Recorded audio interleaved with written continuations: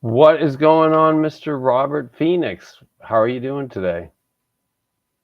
David, I am blessed and happy to be alive and be here with you. Same here, man. I don't think there's any other person on the planet I would want to talk to publicly and privately about the astrology in these times we're in at this moment right now in the summer of 2025. Hold on 1 second.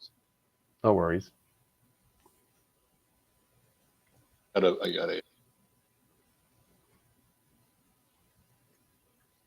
just had to get out of YouTube. I had to do the same thing. I went to it and then it was on. I was like, ugh. I like hearing myself, but not that much. Yeah, I'm the same way. But, you know, it is all this Gemini energy. Uranus has arrived finally to Gemini, and boy, oh boy, is everybody asking questions. Yeah. What happened? It's like, I put this post up on Twitter.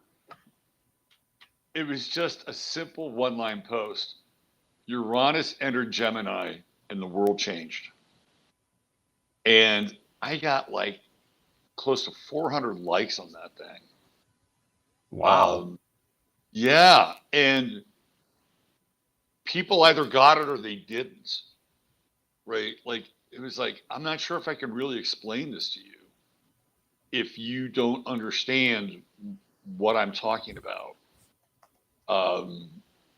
And what was really interesting is I used the Epstein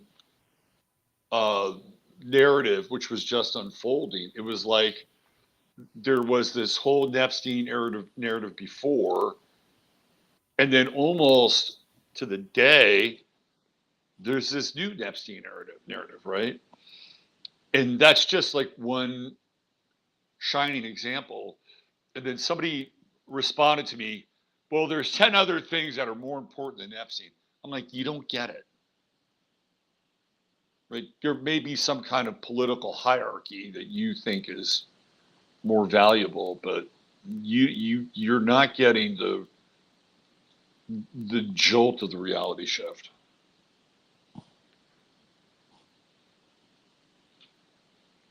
I think you're muted. I can't hear you. Yeah, no, I'm back. I would agree with you on that. This is the jolt that you described of Uranus, and honestly, there is this kind of reality show vibe. I definitely feel, though, it's people realizing Uranus and Gemini flips the tables. I mean, it's the twins. It's honestly happy to be here, and I think it's really interesting, just kind of side note, but I feel like it combines.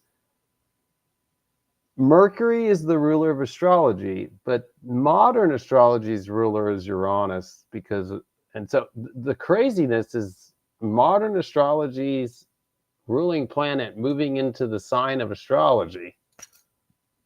I mean, but so it's one of those things to where whatever you think very Uranian is going to happen isn't. And it's always the thing that even sometimes you think won't happen will, or the thing we aren't thinking about. So it does both of those two latter parts, like, oh, no, that won't happen. Oh, actually it will. Or I wasn't thinking about that, and it shows up, right? But the thing you think is going to happen ain't going to happen.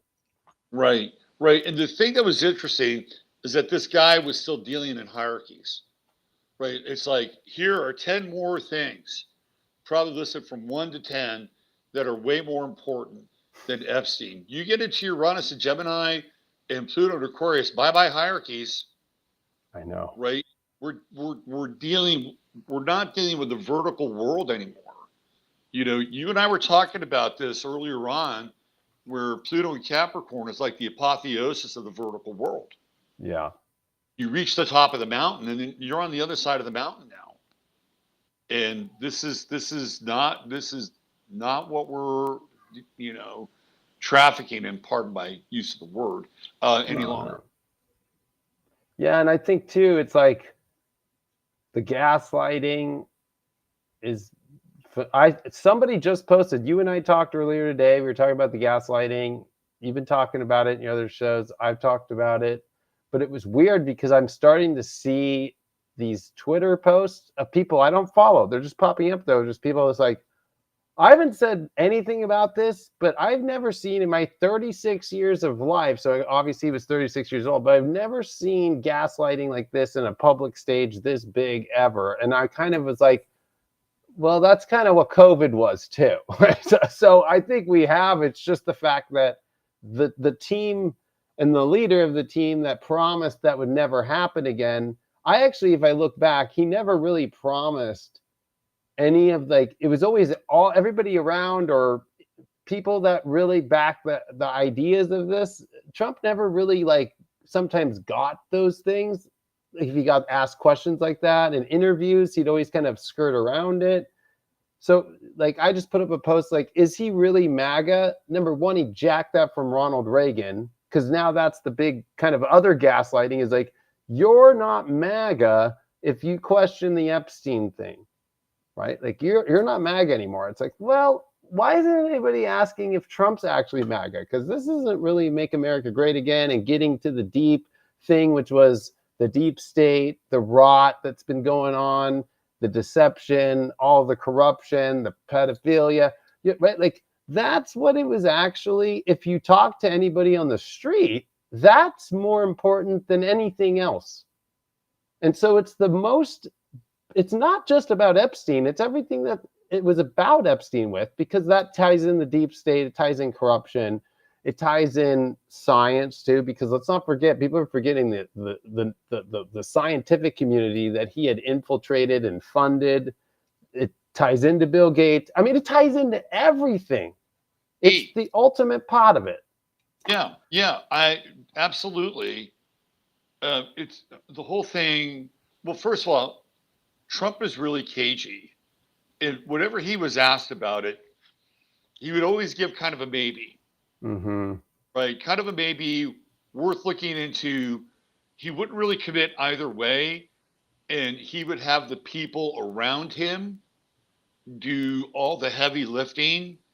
And he would kind of have one foot in the water and one foot out. Yeah. Right? He never had both feet firmly in the Epstein pool, so to speak. So when he does this, it doesn't really surprise me, because he didn't carry the the Epstein mandate with any real sort of conviction. He did, though, in the first debates, right, as his first term against the Republican other people running against him, because that's when he started saying like, oh, Bill Clinton, he's not going to want to have that Epstein stuff come out, because once it was known that it was going to be Hillary, that's where he started dropping the Epstein stuff hard. We're in those debates. Well, he also did the same thing with Jeb Bush and said, we probably don't want to revisit your brother in 9/11, right? Like Trump knows these things. And those debates were a masterclass in just flat out assassination. So yeah, he was definitely piggybacking on that energy, and he was definitely using Bill Clinton as kind of like, I wouldn't call him a scapegoat, but he was putting him up there for everybody to see, and getting everybody really excited about taking down the Clintons. I know. And then what happens? He's in office for a week and says, I really like them. They're really nice people. And I know. Just leave them alone. They were at my wedding with Melania, who used to hang out with Epstein too. Oh, we all used to hang out with Epstein together. It's like, there's pictures and videos. And I mean, he and Jeffrey Epstein were really tight for about 10 years. Yeah. Full decade of You know, buddy, I've been so I resurrected Jeffrey Epstein's chart. And what's interesting is that he's 0 Aquarius. I know. I'll be honest. I really forgot that until you posted it yesterday on X, and I was Yeah. like looking at that chart, and I'm like, oh man, this is. And here comes Pluto right back I to his. know. Yeah. And now we're dealing with the obsession of Epstein. We're dealing with the resurrection of Epstein. Or he could even be alive. Pluto could have hit him. I think he's alive. I've always felt he was alive. You know, like. I always felt like that was just an extraction. When Alan Dershowitz says that he knows for a fact that the jailers killed him, that's a lie. Right? Yeah, exactly. Because he's the guy who's also in the Epstein world, and he's trying to use the excuse that I've seen the paperwork, I've seen all of it because I had to defend myself over such an erroneous claim. I've never touched any woman besides my wife, even just physically touched. I'm like, okay, now that's like too far. Like, I'm sure you've hugged another girl before or shook their hand. He's a snake. He used Mike Cernovich and his standing in Florida to get the Virginia Giuffre Roberts files reopened and basically find out, discovery, what was in there about him. Right. And it's through that he winds up personally suing Virginia Roberts. Right. So he was extremely self-interested, but it's through that process that ultimately lands Jeffrey Epstein in the Southern District of New York. And so as we move through the astrology of this, I always felt like Bill Barr, who's Donald Barr's son, who hired Jeffrey Epstein to be the math teacher at his all-girls academy in New York, Jeffrey Epstein's first job. In the 70s, right? Right. And Donald Barr writes this really weird book. I think it's called like Emotional Spaces or something like that. And it's this weird science fiction book that has to do with elites and pedophilia. Like, it's just really bizarre. So Bill Barr is his son. And we have the Jeff Sessions nightmare. And I always felt like there was a deal that Trump made with Bill Barr. And Bill Barr said to Trump, I am going to get you out of this impeachment mess. And then I'm going to handle the Jeffrey Epstein affair. And that's exactly what happened. So they go through the whole impeachment thing and, you know, the Ukraine and Biden and all that shit. And essentially Barr says, nope, it's over. It's done. He starts taking, you know, all this flack from, you know, the Democrats. If you look at Bill Barr, he's a big man. He's a thick man. And then right after that, all the Epstein stuff starts to happen. So I think there was a deal there. I think Trump took the deal. And it's like, we're going to manage this and we're going to extract them. And I don't know if I was really kind of obsessed with it at the time. And there was this really interesting picture of a dude that was on the island after Jeffrey Epstein supposedly died. And he was there. It was like a drone shot. I remember that. And it was this dude that looked just like Epstein. And he's by this ATV, and it looks like he's with some, I don't know, Mexican dude or a Spanish dude that's helping out. It's like, oh, isn't that interesting? Here's a guy that looks very much like Jeffrey Epstein on this island. And there was another. And that was also with McAfee, right? What was his name? McAfee, right? And he's talking about it at that time. He was that rusty guy. Yeah. Supposed him flying the drones, right? Which is another weird piece of this. But there was another story where Ghislaine Maxwell's sister lives, I think, in Omaha or Kansas City, somewhere in the Midwest, right? And they're all players. All the Maxwell girls are players. Right. And somebody spotted Jeffrey Epstein with one of Ghislaine Maxwell's sisters, like not long after. So there were at least two sort of Elvis sightings of Jeffrey Epstein. So I think he's likely still alive. That's just, and when you have Pluto retrograding back to Over his his son, yeah. right? These are the things that are being talked about now. Yeah, I think that's what's interesting. Like, I think one, astrologically, what I think tracks with Trump making the deal is like, Saturn ingressed into Capricorn. It was like December 21st, 2017. And Trump's in his first year of office. The impeachment stuff's already being talked about. They already have the special counsel. Jeff Sessions is a horrible AG, not working out. And so, it was the same Venus retrograde that we had in 2017. And so it kind of makes a lot of sense. 2018 was a bad year for Trump. Like, that was Uranus moving into to Taurus, right? Like, everything starts, it's not so much like that the Russiagate thing was the scandal, because a lot of it was, but it was more that you just now start seeing like Republicans being afraid to stand with him. So it's like, the guy could get impeached, maybe, like, does he have enough votes in the Senate?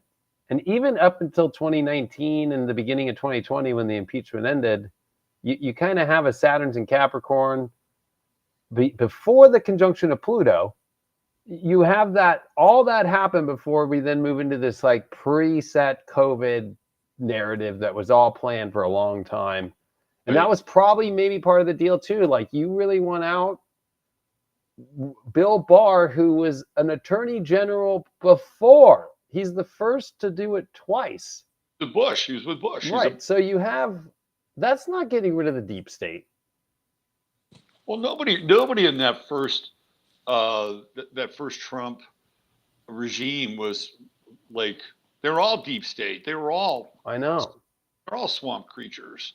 But like, if you think about it, like, that makes sense, the deal being made, like, because I think part of the deal was also, you're going to have to be the front of COVID and push this shot agenda and use the military and make these big deals with these pharmaceutical companies, and then you'll get out.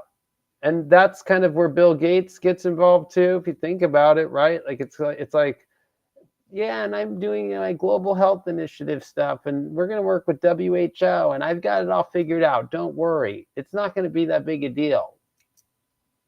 Like, it's like, it makes more sense to me because, God rest Michael Luton's soul, but he was the astrologer every time the moon was in Capricorn from 2018, 2019, before the Saturn-Pluto conjunction. He'd always be like, there's secret meetings happening. And he would remind people every month.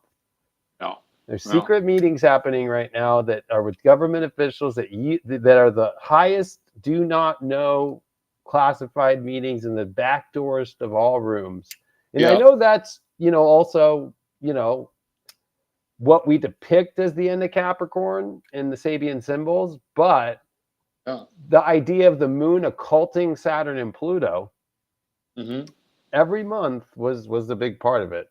Sorry. I mean, that makes total sense. It's deceptive. It's behind the scenes, right? It's like not out in the open. It's not solar at all. Right. That makes total sense. What's interesting about that Uranus transit in Trump's ninth house in Taurus? His troubles were with foreign countries. Yeah. Right. Russia and Ukraine. So you had the Russiagate stuff at the beginning, and what I thought was actually fairly benign.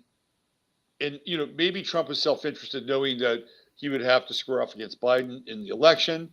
But look, if you have an American official who is trafficking in bribery and corruption, and you're the president of the United States, wouldn't you want to get to the root of that?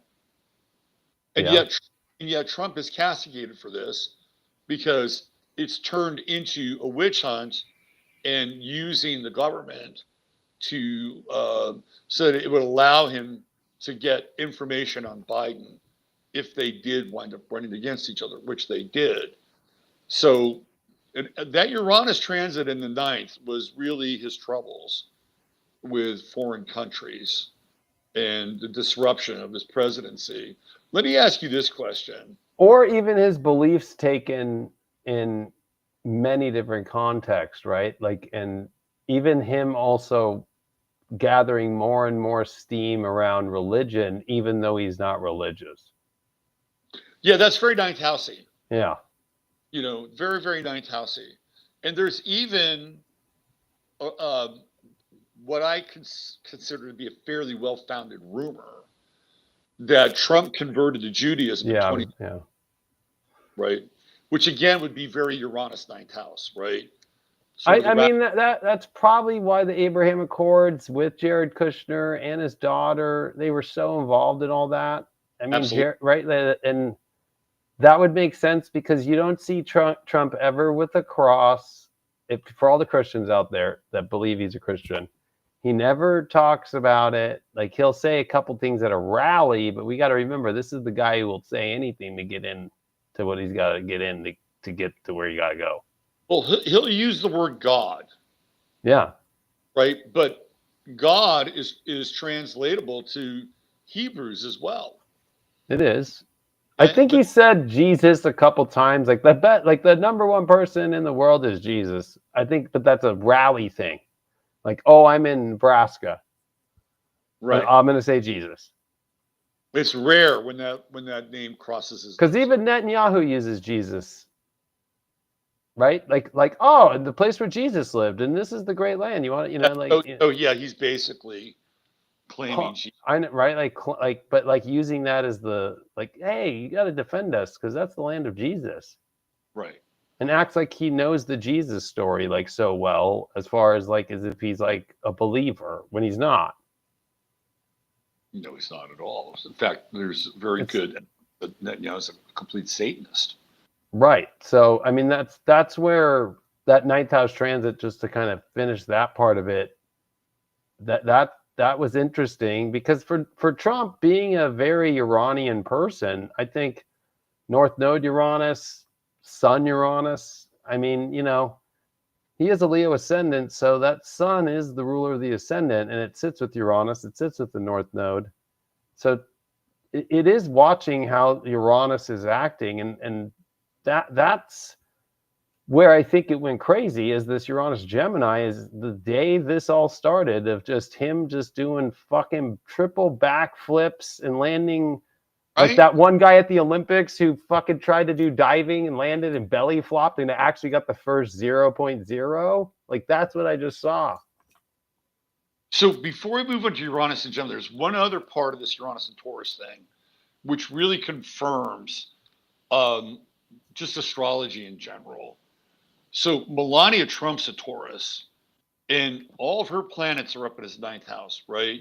So he winds up marrying a woman from another country, which is housey.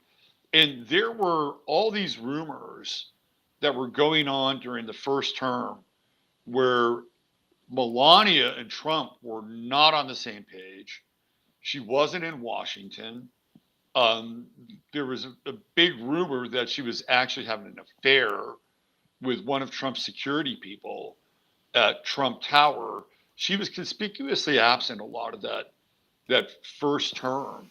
And again, Uranus, ninth house, crossing over all Melania's planets as well. And I'm actually surprised that they made it through that period of time and they're still together, to be honest with you. It definitely feels a arranged marriage. I mean, for him, I think going into wanting to be president, you got to have a wife if you're going to do it, right? Or Kamala had to have a husband, right? Like, even if you're Barack Obama, or even Hillary Clinton, right? Like, oh, you got to, even if your husband was the ex-president and a piece of crap and cheats on you, at least you've got a husband. Yeah, right. Or even what's his name, Pete, right? Mayor Pete. He's got his husband.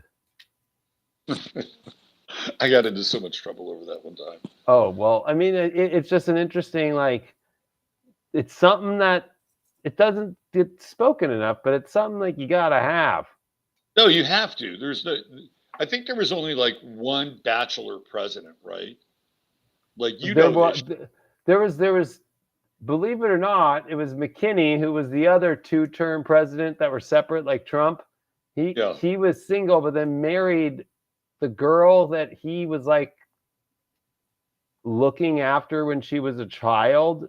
It was like a 35-year age gap or something, and they got married at the White House. Right. On his second term. She was like 20 and he was like 54 or something like that. Yeah. Yeah. So there's a commonality with those two, actually, with the age gap thing too, like being that extreme. Well, I don't know if you count Calvin Coolidge in this category, but his wife died while he was in office, right? Yeah, So he's not really a bachelor, but he finishes out the remainder of his term. He had a tragic life. He also lost his son. I know. Too. Same thing with Pierce, President Pierce. Right after being inaugurated, his son died in a train crash. That's just odd. Really odd. And that's all Neptune Pisces stuff. But you know.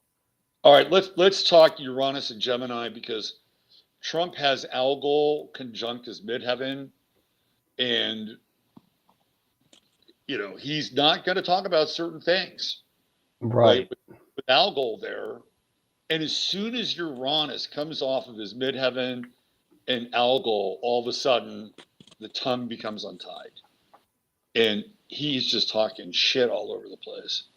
I think it's also interesting Jupiter is on his Mercury right now, so can't stop. You can't stop talking, but I think it's also the whole, we're winning so much, I don't know why you guys are tripping, right? Like the gaslight, like the Jupiter, like I know better too. That's very Jupiter energy. I know better, right? And that's where I think people are the most triggered, is like, what, you were all about this, and now it's like, especially just in the hours before us doing this video, he has come out and said, my prior supporters who still are asking about Epstein. So that means if you're even thinking about Epstein or questioning it, you're a prior supporter. You don't even, and I don't care. I don't care. Bye-bye. Past, like past tense. You're gone. Right. I mean, that's where to add this Uranus Gemini for him, he's the one who always has got that like Uranian luck. Jupiter's not the planet of luck, it's Uranus. It's always like, you think he's going to get impeached? Nope. Okay, he got arrested down in Georgia, got the whole, like, you know. But he's got that trine to Jupiter too in his chart. Right, he does. But it's like, you know, he's the soul that gets out of everything, right? Like, gets out of everything. But Uranus coming into Gemini, it's his Uranus return. It's Uranus now with his sun. It's Uranus with his North Node. It's Uranus in the 10th house, but in Gemini. So that switches out of that Taurian, you know, energy, and it deals more with the people, the 11th house. So this is where whatever you think he'll get out of, he won't now. Whatever you think he's going to do, he's not. It's the thing that you're like, there's no way he will. And he's doing it. The only time that could happen is in this window now. Right. And he has always managed to be this master of chaos and chaos magic. And he's always managed to get out of these situations. But it feels like,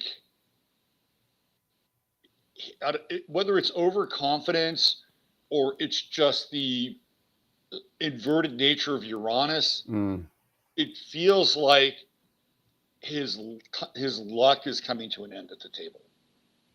That's what it feels like. Yeah. Well, and I think that's the whole North Node Uranus and Sun 10th house is like, your destiny is to be for the people. You're born on a lunar eclipse with the moon in the South Node in Sagittarius down in your 4th house. When it's about your personal life, you're going backwards. You're going the wrong direction. And this whole Epstein thing is about his personal life. Yeah.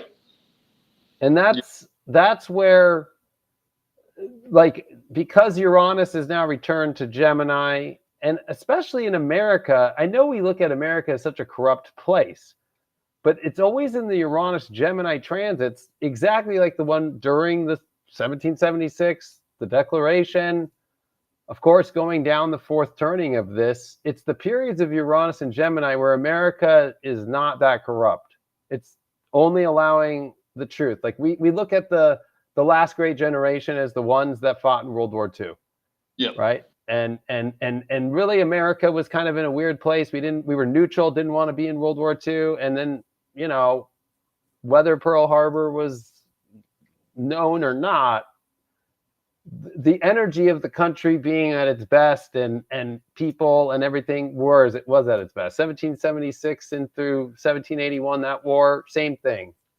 I mean, even the Civil War, Abraham Lincoln isn't the best, but, you know, people figure it out eventually. And maybe that's what is different. There is a little bit more corruption with maybe that Neptune and Aries, Uranus, Gemini. I you know, that's the only thing that tracks with the more corrupt Uranus, I guess. But yeah, I mean, I agree with you. I mean, America, like if you go back to World War One, like what did they call the American soldiers in World War One? They called them the doughboys, right? I mean, just think of that name alone. It's kind of like the Pillsbury Doughboy or something like it's just been needed, right? And you have these like little dough men, and you put them in the oven and you send them off to war, and it's kind of like the newly baked version of America. It's very naive, you know, and they're taking all those Spanish flu shots. And it sort of carries over to World War II. And the reason why World War II, in a lot of ways, is such a success is because the domestic situation after the Depression, World War II became kind of this rallying point. right. And people got jobs, and you had women move, like in Alameda building, you know, fucking just, you know, battleships and shit like that. Yes, we can. Yeah, Detroit turns into a tank factory, not cars, and that's where the Jeep gets created. So there's this weird remoralization that happens during World War II after a period of really dark and depressed financial demoralization. And the Uranus and Gemini generation is very adaptable, and they're ready to go. Right? You know, we'll go anywhere, we'll do anything. Right. You know, nimble, and then they come back and, you know, they get the fruits of their labor. Right? They are completely celebrated. They're heroic. It feels very Greek-like in a lot of ways. Like they've, you know. Yeah, it's the sailor making out with his girlfriend or wife, or possibly to be wife, and they're gonna get pregnant and have a baby with the American flag in all places in New York City. Right. You know what I mean? Right. Yeah. Celebrating America. And it's weird too, because when Trump says "Make America Great Again," like what is he really referring to? Is he referring to the Studio 54, late 80s, early 90s? Or is he referring to Uranus and Gemini? Right. When guys came back from the war, the sign under which he's born. Like, is that the America that he wants to make great again? I mean, I don't think anybody knows, because I don't think he's defined it except through money. Like when countries aren't ripping us off, right? So it's kind of interesting because it's very Gemini. It's like the little like 10 things that you brought up at the beginning that he just put out. Like these are more important than things like Epstein. It's Right. kind of the same thing. Like, well, yeah, when countries aren't ripping us off, when there's no illegal immigration, when, it's kind of like the points in his head. I don't even know if he really thinks anything else. So I think this is kind of the interesting magic of Trump, is that just as he wasn't like completely 2 feet in on Epstein and let people around him define kind of what theoretically should happen, even an open-ended statement like making America great again, people have that picture in their brain yeah, of what that America looks like for them, right? So it's a very adaptable, modular kind of picture that, again, it's very Gemini-like. It's very, very subjective. Sagittarius would have this objective truth, like this is where America was the greatest. And this is all. These are all the reasons why. But Gemini, it could be any number of versions of that reality. So I think in that regard, by him not really defining it, it in some ways kind of reinforces this strange genius that he has. I know. I made a post earlier. I mean, Reagan's the one who literally used the same slogan. Yeah. So I think that's what's weird, because I think it's like maybe this idea that, like with Reagan, it had been Democrats for quite a long time. The Republicans really did not, after the whole entire, Watergate scandal, like nobody trusted Republicans. Like they were just done. So I think for him, it was this like idea of like, look at what Democrats have done for so long now, and they've been weak, and they've been just, look at the country, look at the inflation. And so there was that similarity of like this time kind of using the Reagan thing more. The same way that Reagan got elected in 80, right, was like, look at the inflation, look at this, look at how weak the president is. He's worried about putting solar panels on the White House and not taking care of the gasoline shortages and right. Like it's like so familiar, that part. But And also, so Carter has a real problem with Iran. And that too, that's kind of the irony, is like the moment the inauguration of Reagan happened, they were all released, all the prisoners. I remember when that happened. I was like 19 years old. I'm like, this fucking stinks, man. Why is this happening now? Like, I'm thinking they had to have some sort of a deal going on here, right? Yeah, that leads to Iran-Contra.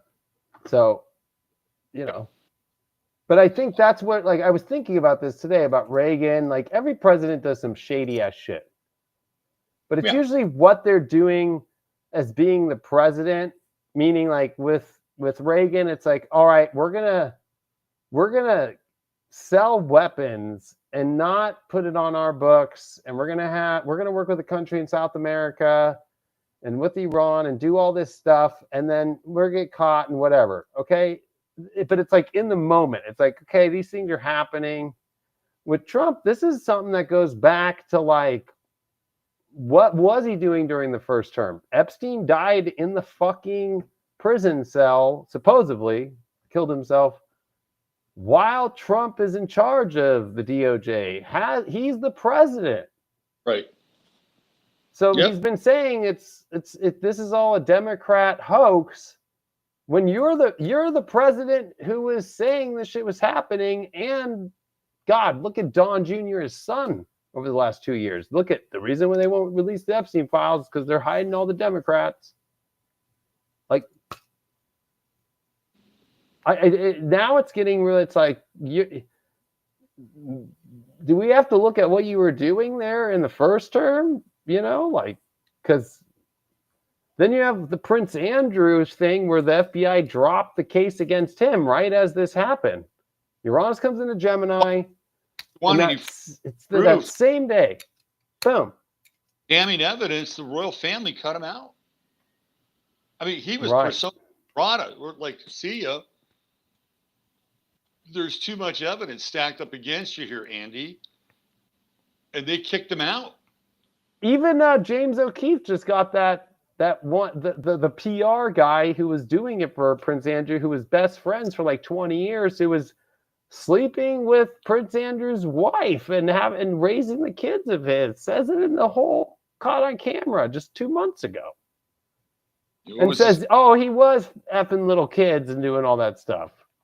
Randy, he lied to me. Yeah, right. So that just came out, or the ABC, right, interview that they were doing the whole scoop, and she got it all, and that one cameraman took the footage and leaked it, and she was all pissed that they won't let him do the story and all that stuff. And that was like what, 2015? Yeah, I mean, I think this Mercury retrograde is going to be really interesting, because we're going to go back now and continue to I mean, we're already starting to do that and retrace the steps, right, of how we got here, who Epstein was, the various connections. And I remember getting into the Black Book material, his address book, late 2015. I was doing a show on that in late 2015. So this is prior to Trump jumping into the ring, right, and president. And I remember going through the names in Epstein's Black Book. Right, I mean, they're mind blowing. It's a lot of people. A lot of people, and there are people there that it's like, what, Simon Le Bon, Duran, he's in here, right? It's crazy. So to say that it was a Democratic hoax and conspiracy that was drummed up somewhere along the way is just patently false. Because if you knew where to look, that shit was out there and you could examine it. Right. So I think it's one of those, Trump has this Mercury, Neptune, Jupiter square in his chart, and he'll fucking say anything. He'll say anything. Yeah.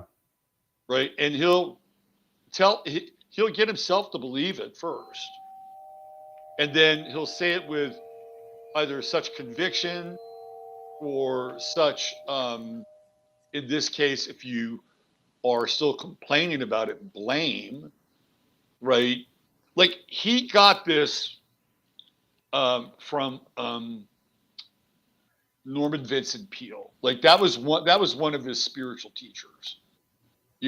All this, positivity, how to win friends and influence people. Norman Vincent Peale officiated his wedding. He was a master Mason. So he's the guy that initiates Trump into the power of positive language. Mm-hmm. Says things with enough conviction, people will believe him. That's where he gets that from. And on the other side, he's got Roy Cohn, who's his other mentor.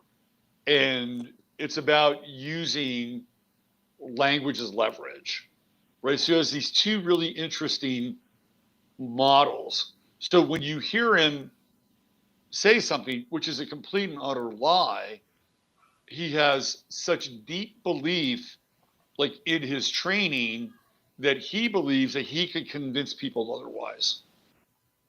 And I'm going to work now. No, it's not working, and it's not going to work. And what he's done too with the Uranus, like for the people, I really do believe he spoke for the people in many ways throughout all these years. But what he's done is he's jumped into the Uranian group, my little group, because people are saying, well, the Democrats would have used it against Trump if it was bad. So obviously he's not in it because they didn't use it. It's like, no, this is the little group that's between, doesn't matter the party line, doesn't matter, right? This is the group where they are all buddy-buddy. You just have to look at those pictures with Trump and see him with Epstein, the Clintons. I mean, look who's head of finance with them right now. I mean, it's at a moment where, and he was a big Hillary Clinton guy, by the way. Howard Lutnick? Yeah, Howard Lutnick, right? So what's happened is, let's protect all the people, and that's like the deal. That's what Kamala couldn't do, right? She couldn't. People might be like, oh, she's super deep state. She's like the deep state girl that's outside where they smoke cigarettes and like pass around. Right. That's about it. Exactly. Like, nobody, she's not getting any info. But Trump can make sure everybody stays okay and everybody, I mean, if I look at this whole fake news thing, you know, it's so theatrical, right? That it helps with the narratives and so forth. And now it's not working on any level anymore. Like, so you don't have, people don't buy the news anymore. People aren't buying, you know, people can feel with Uranus and Gemini when truth is being pulled from the people bigger than ever, because that's what Uranus will do, right? It's like a flat tire that you weren't expecting. This is bigger. This is like the engine coming out of the car and just being like, yeah, you're fine. You're left on the side of the road. Don't worry about it though, and gaslighting you like, and it was your problem why you're stuck there. So David, we have a comment here. It says, I'm a little disappointed that you're bringing politics into this program. Oh, I see it. What are we supposed to do here? Right? We are dealing with a political situation. It's actually a meta-political situation, and we're trying to use the astrology to understand it. Are we just supposed to forget it like we're supposed to forget that? Like, it's how are we just supposed to have this pristine world where, you know, we're going to just ascend to the next dimension and Trump's going to completely transform and be playing a harp in heaven? I mean, come on, people, let's go. Right? We are living in a world that's fractured, divided. We can see it. And what we're trying to do is use the astrology to deconstruct the narrative so that you can understand it a little bit better. And if it hurts your sensibilities to try to roll with us here, then, you know, go find another channel or hang in there and you might learn something. Yeah, or there's one saying but you're taking sides. So that's actually the same commenter. So it's like, actually, I mean, I think this is where Gemini is the greatest sign for a lot of things and why astrology is hermetic. We're looking at this from both sides. We're looking at this from all different sides, right? And I think what the thing is like, as astrologers, you're looking at whether the chart is for an individual. You can look at it mundane wise. This is what we're doing, right? Like, this is what's happening in the world right now. And especially the context of Uranus Gemini is about where are people asking questions about, especially Uranus deals with the people, the collective, society. And when you mix it in Gemini, what is all the gossip? What is everybody talking about? And now we're in a new world. So what is everybody saying online? Right. What is the world's like greatest, like, you know, powerful leader, whoever is the American president has the biggest power around the world as far as like it's set up in the kind of context. And what is he saying? And oh, this is what he's saying. It didn't exist after saying it did exist forever, and so much evidence of it and so forth, and saying there's nothing there. And then gaslighting people for a week straight every day, right, and doubling down. And we're just supposed to just ignore that and play Switzerland. Look, we're trying to do Switzerland as best as we can. Right. But the receipts are coming in here. And you brought up Jupiter on his Mercury. Well, it's also squaring his natal Moon and natal Jupiter. How are we supposed and Chiron, yeah. How are we supposed to interpret that as astrologers? I mean, it's going to be a lot of bloviating.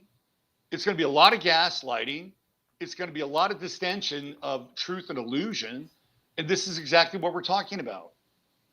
Yeah, and it's also, I know secondary progress-wise, he's in this progress moon in Scorpio. So it's squaring that Pluto and Leo he has. And that's the other thing. He's got Pluto getting ready to oppose his natal Pluto. So, I mean, he's the beginning of the Pluto-Leo generation, right? And Pluto is not going to just let you, especially as Pluto in the 12th house, Your darkest secret. Pluto in the 12th house to me is, I taught my Pluto school. It's like the soul's last chance before hell becomes really real. Like, Yeah. you know, it's like you've had many tries at this, and we're not gonna let you. This is the boundary line of doing this kind of hidden shit. Like, pick the spiritual path, and you'll be fine. This isn't spiritual the way that it's acting, and then also it's not just gaslighting, it's bullying, and then it's also just very I mean, he literally got what every president wishes they had. The coalition of voters from all different parties, the urban areas, the most rural of rural, greatest of all time. Of all time. Agreed. And you completely just went, fuck everybody. Yeah. I only care about to keep me and my buddies safe. And advocating for, you know, because this is happening right now, right? There's 300 to 500,000 kids that went missing under Biden's administration. And so he's kowtowing, we just found 10,000 kids, right? Okay, that's great. But you're advocating basically for pedophilia and for people that are in bigger power to be able to fuck with kids and do whatever they want by saying nothing happened with the Epstein thing. Because that's just one of the main parts of the Epstein thing. There's a lot more, but it's like, you're siding with that. And then the question comes, well, you know, I personally think looking at the transits of back in 2005 through 6 when he married Melania and then goes back to Lake Tahoe and ends up with Stormy Daniels. Like, that's what he did with Marla Maples against Ivana Trump. Went on a skiing trip. And then people are like, what are you doing with this woman, Marla Maples here? Oh, she's my new girl. That's how Ivana Trump found out. The same time the world did. At the same place that the Stormy Daniels situation happened. Interesting. Right? And then I looked at all the transits and it was, again, all these kind of weird Scorpio themes, big squares, and of course, big aspects to his Pluto and stuff like that. So I think this is like, Uranus doesn't mess around in a return. So some people think, oh, this is like the golden years, right? Like where you're the Golden Girls show. And everything just goes super easy when your Uranus returns. Well, maybe for depending on the chart, but for him, it's a big deal. His North Node conjuncts Uranus. Yep. Yeah. Right. So like this is very much tied to his life and moon too, right? And it's connected to the opposition in a lunar eclipse. Yeah. So, you know, this is the moment where it's like, is he really putting his money where his mouth is? No.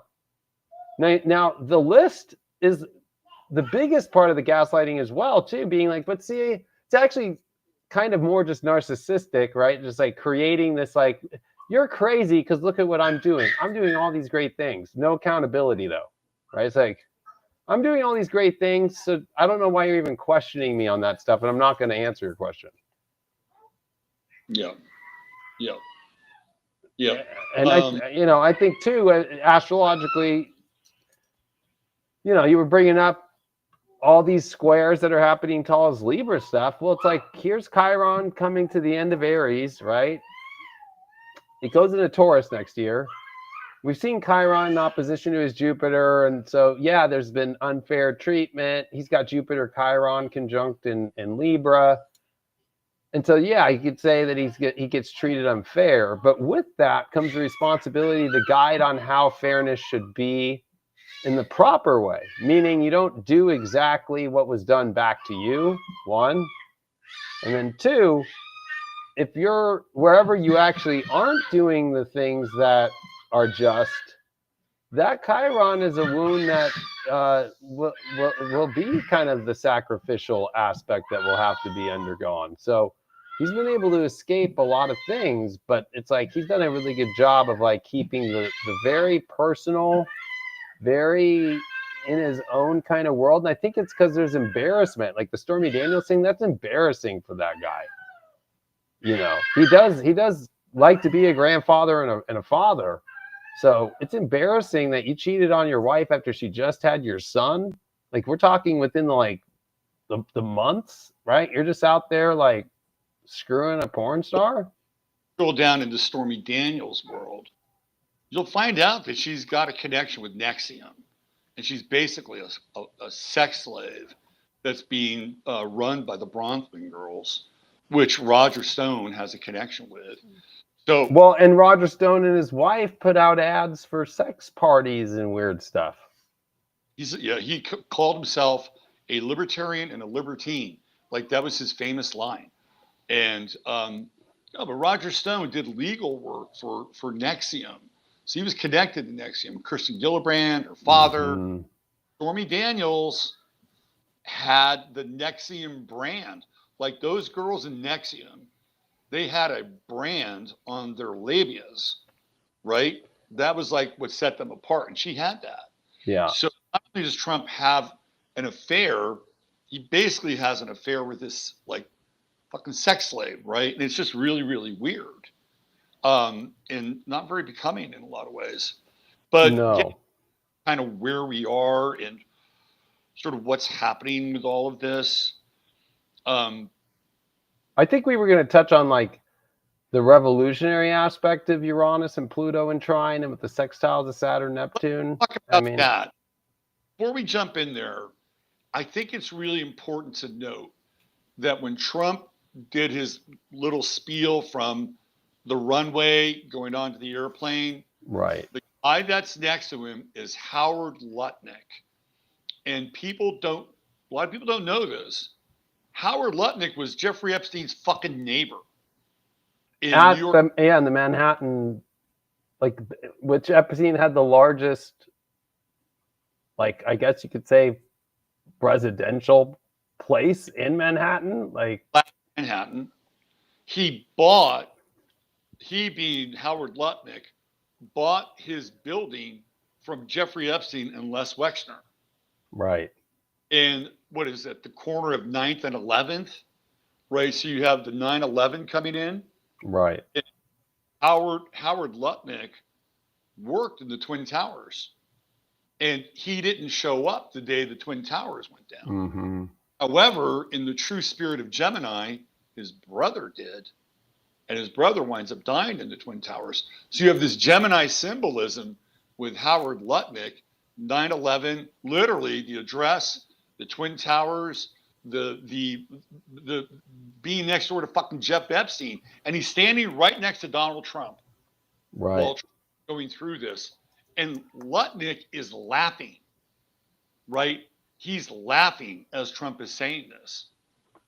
So, well, I didn't realize that Howard Lutnick was July 14th, 1961. It was just his birthday 2 days ago. So what is it? Sun Saturn conjunction with Trump? His sun is, conjunctive Saturn. Yep. But what's interesting is, like, is part of this a birthday gift to him? He certainly seemed to be enjoying the hell out of himself. I mean, when you talk about these things, you look at the symbolism that's connected with it and the proximity of Howard Lutnick to Jeffrey Epstein and Les Wexner. This is not political. What this is it's synchromysticism, where the deeper patterns begin to reveal themselves to us. And these are non-linear clues that are going to happen more and more and more with Uranus and Gemini and Pluto and Aquarius and Neptune, Saturn, and Aries, right? We are going to see these things, and they're not always going to be on the surface, but just below, and they're going to be there, and they're going to reveal themselves. Yeah, and it's like people forget, too, that Howard Lutnick, of course, he's the Commerce Secretary, but he has the beautiful term of philanthropy to him, right? And it's like, that's what he started doing after the 9/11 attacks. And it's like all these philanthropists going around the world spending money when they're really just laundering money, right? And helping and doing things for people and saying they're doing good deeds. I mean, He actually donated to Hillary Clinton too, right? So it's kind of like, if Trump was so worried about the deep state, you would just kind of like be like, hey, I'm keeping everybody away that is part of the Epstein, scandal, because it's all now Obama and Democrat hoax, right? So why would you have a guy who... That really Gemini too? Like, we're just going to flip the script. It's very Uranus Gemini for sure, Yeah, too. but, okay, we have this reality, and this is what we've been talking about for years. And all of a sudden, we're just going to flip it. And it's Obama, it's Russiagate, it's the laptop from hell. These are the real scandals. These are the real conspiracies we should be working on. And it's like, again, it's just mind boggling. Right. Like, we're just, well, we have a new reality to deal with now. And I guess if we want to survive and not incur the wrath of people who trust the plan, we'll just go along with it. We'll just go along with resurrecting these other things versus this other thing that has been kind of at the center of everything for the last 10 years. Yeah, and so it's weird because he bought the house that Jeffrey Epstein lived in New York, right? But you know whose house he bought just recently in December? Was Brett Baer's house. Oh, that's weird. That's weird because that's connected to the whole election scandal and Brett Baer, right? From Fox being the guy who's called the election for Biden. Like, very weird. Very weird. I actually think this is a good thing. I think this is a good thing. And if people... Oh, yeah. I mean, yeah. If people can just kind of unmoor themselves from picking a side, and we're not picking sides. What we're trying to do is shake loose parts of the truth, right? And in Gemini, you're going to get parts of it. You're not going to get the 10 commandments like fucking Sagittarius, right? Yeah. You're going to get bits and pieces, and you're going to piece these fractals together. And this is, I think, ultimately going to be really good for us, but it's going to be uncomfortable for a lot of people because a lot of people can't deal with chaos. No. Right? Certainty, they need certitude, they need good guys, they need bad guys. And we're living in a time where, these outer planets have no Earth. There's no grounding. So if you roll with what's going on and surf the chaos, like, you can really glean lots of information and strike up interesting alliances. And with Saturn, Neptune, and Aries, you can redefine your own sovereignty. Like, there is gold here, but we have to be able to sift through some of this so that these other faculties come online. That's just my take. I agree with your take completely, especially this moment with finally having Uranus make its first ingress into Gemini and be in aspect to Pluto and trine and sextile Saturn, Neptune. It's like the door has opened, but to walk through it, we have to go back. Uranus has to retrograde back into Taurus, and Saturn and Neptune have to retrograde back into Pisces. And so it's actually easy to use the kind of sniff test in this moment of like, what are people trying to move forward with that is very 12th house, very Piscean, right? And also very kind of Taurus, very like, where am I trying to hoard this and I don't want to let go?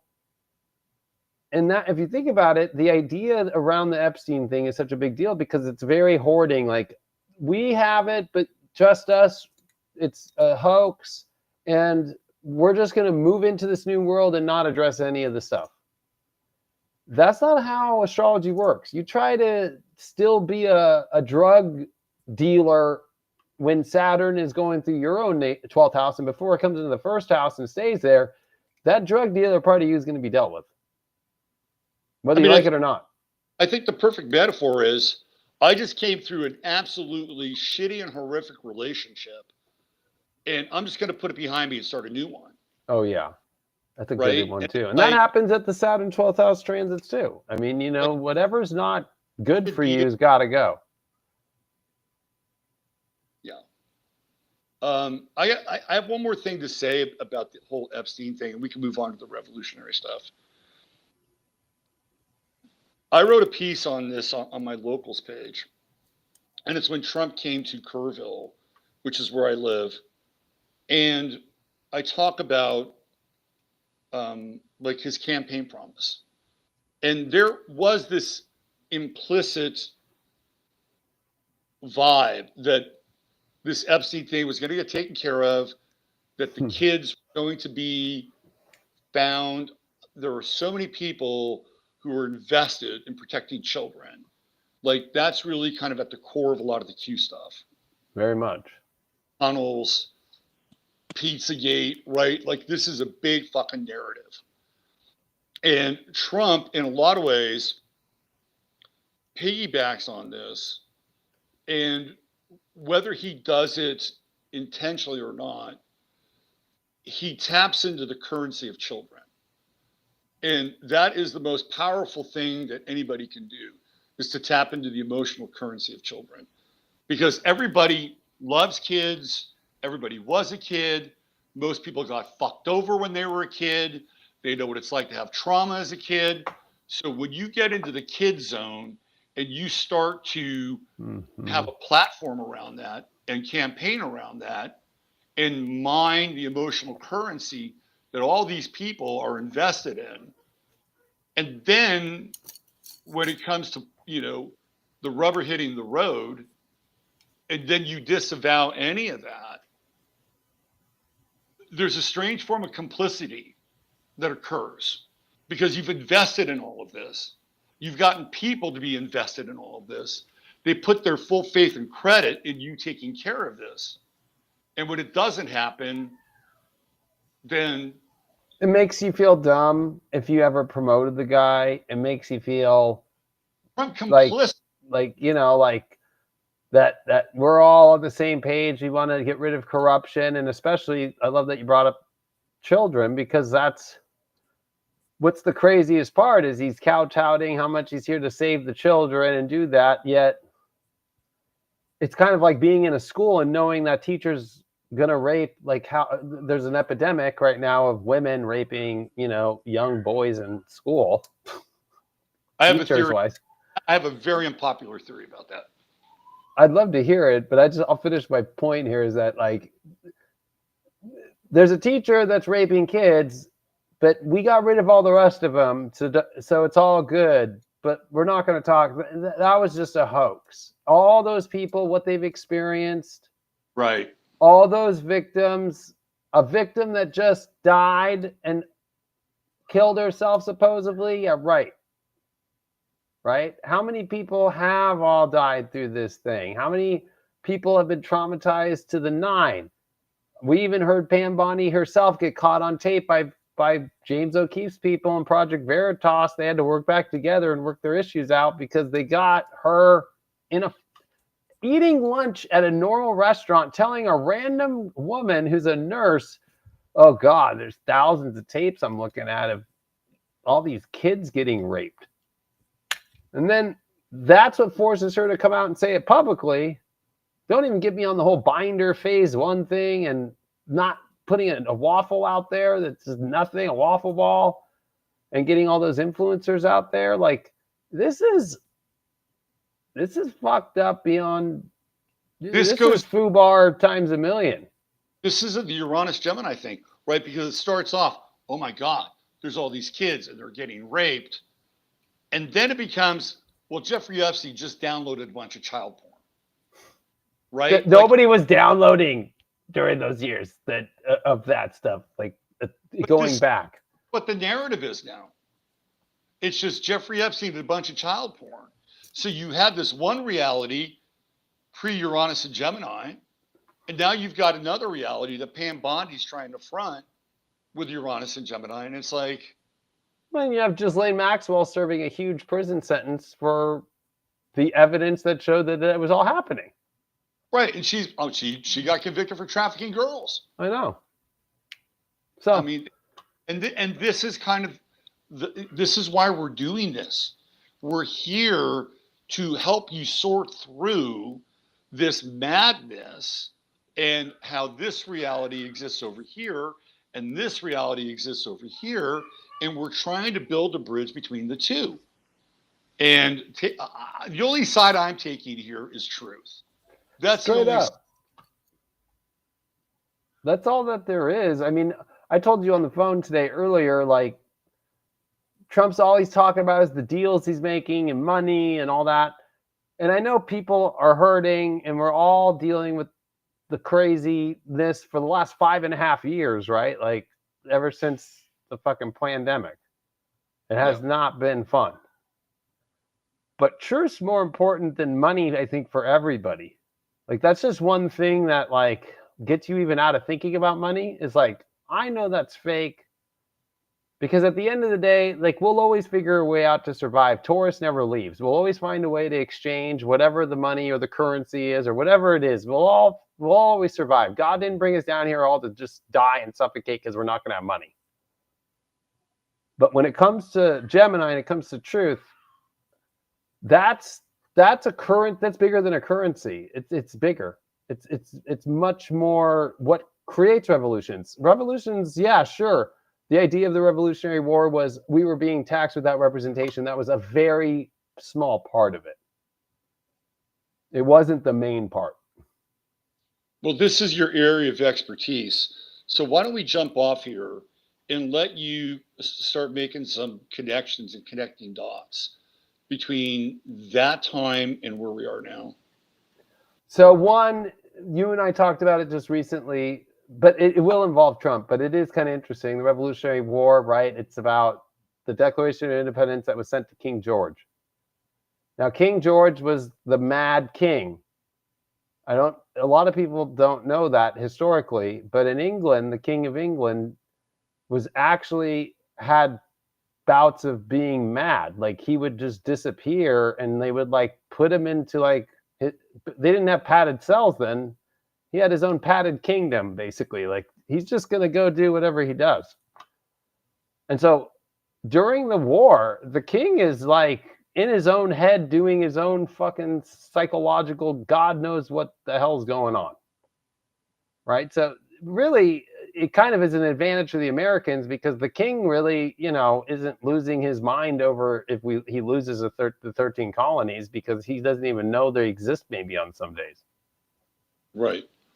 But the irony is that the chart of his is the closest chart you'll ever see to looking like Donald Trump's. A Gemini with Leo rising, but we're talking more Gemini than you'll see in any chart ever. I have the synastry chart ready to go if you want me to share. Oh, yeah. Please screen share with us. Right. So luckily we have an A-rated chart with King George's birth time. So what you're going to see here is King George is on the outer wheel. Can I do this? Screen share. Yeah, let me see. King George is going to be on the outer wheel. Or how do I do this? Do I have to put it up in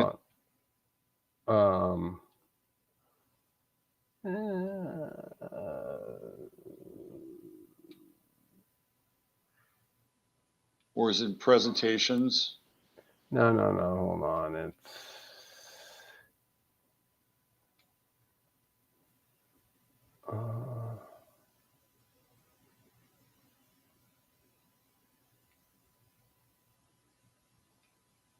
All right, David, what I'm going to do is I'm going to stick it in the private chat.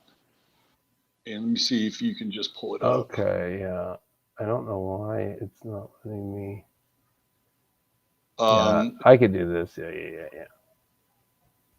Is that link going to work for you? Let's see if it does. No, but you know what? I could do this. Okay. I can do it ourselves here and then put us in the corner. You know what I'm going to do? Hold on. I have a plan.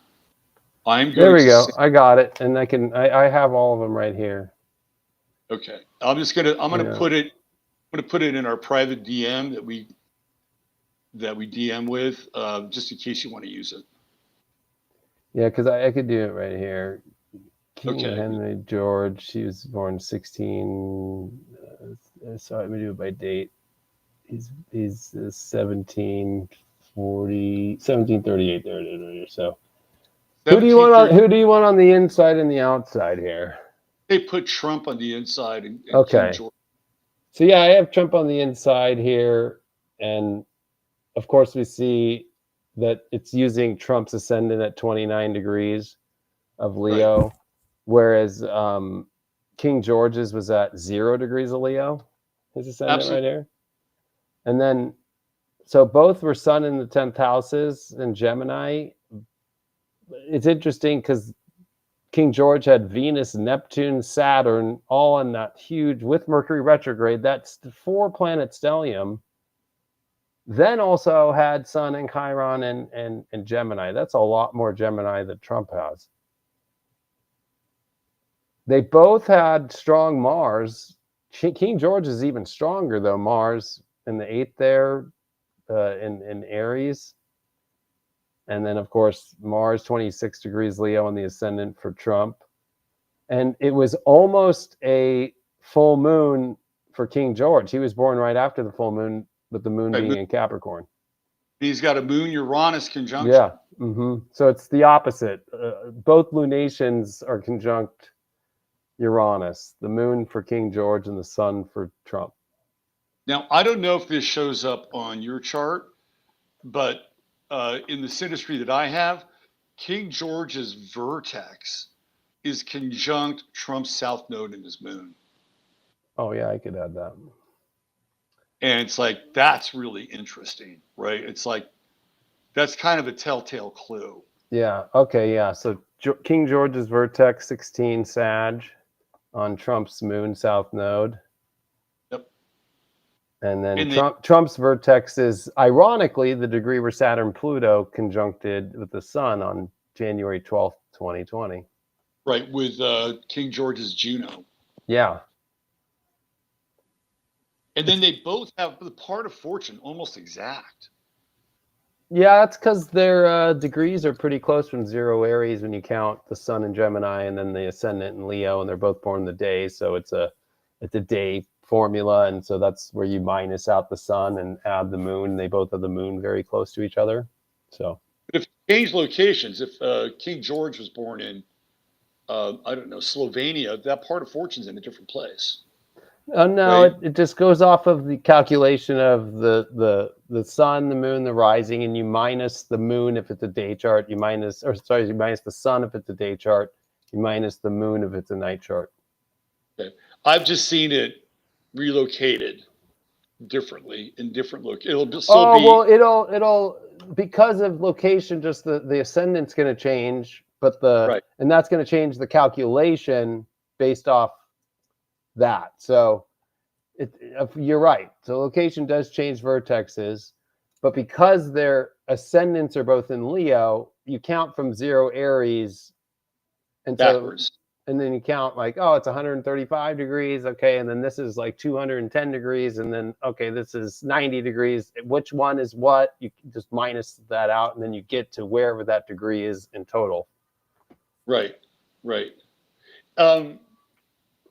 If you flip it and you put Trump on the outside and King George on the inside, now all of Trump's Cancer planets are showing up in his 12th house. Yeah. Which is really interesting because there's kind of otherworldly soul connection that takes place in the 12th house. And it's almost like this overlighting spirit in some ways that occupies Trump's occupies, is it Trump's 12th house? Or if you flip it, you'll see what I'm talking about. Yeah, no, I just flipped it, so it's King George's. King George, of course, born in London, has a huge interception, so he's missing Cancer, Capricorn, but so is Trump. Both of them have interceptions in Cancer, Capricorn. So I think what we're trying to get at here, Like, that's really rare. it is rare. I mean, like that. Especially for King George having a 0-degree Leo ascendant and to miss Cancer. Right. Right? And it's because even though it's so funny, June 4th and then June 14th, and there's a lot of speculation at that time with the calendar systems, right? And the 10 days, right? That, because at that time, Russia's still using the Julian calendar. Right. The Julian calendar and that 10 days, right? Like, that's where it gets really, like, is it? There's questions about the July 4th chart, if it's actually a Julian calendar date too. Right. So I think what we're trying to establish here is that not only are we in a similar time with the Uranus return to the United States, Pluto and Aquarius at the onset. Yeah, I could add the transits on the outside here today, and then that's where it's like, if I were to also do it during 1777 into 78, which we're in right now, is tracking with Pluto. So that's Pluto on the descendant of both of them, right? Yep. And that's what's kind of interesting is, like, Jeffrey Epstein sits right at 0 Aquarius, but for King George, it was more of his mind, which makes sense with his Venus, Neptune. I'll get rid of the planets, but like his Venus, Neptune, Saturn, Mercury retrograde in Gemini in the 12th house. Like, he's crazy. Yeah, he is. But it's kind of interesting because the revolution was against that kind of a chart. So maybe this whole stir of events of Trump flipping the tables, which you're used to watching him flip the tables unpredictably on people, but now he's doing it to himself and he's doing it to the people. Like, the revolution and the revolt comes to him. And what's kind of my historical take that's kind of interesting is that, like, King George III almost kind of was like, why are they revolting? It's you guys in Parliament making the fucking determinations about of what's happening. And there was also talks about the East India Company that was later, but like the ideas of all that coming up, right? This idea of like the crown just really letting Parliament make decisions about like trade. And they were just looking at it like, these are just people like that just are helping us make a shit ton of money and rule the world. Like, and King George just kind of, he was actually fascinated with the transit of Venus that happened, which we all lived through in 2012 and 2004. It was in Gemini, right? I think back then it was in Either Gemini or Cancer, one of the two. It was, yeah, I would have to remember. I'd have to see. But he was actually one of the recorders of the transit of Venus.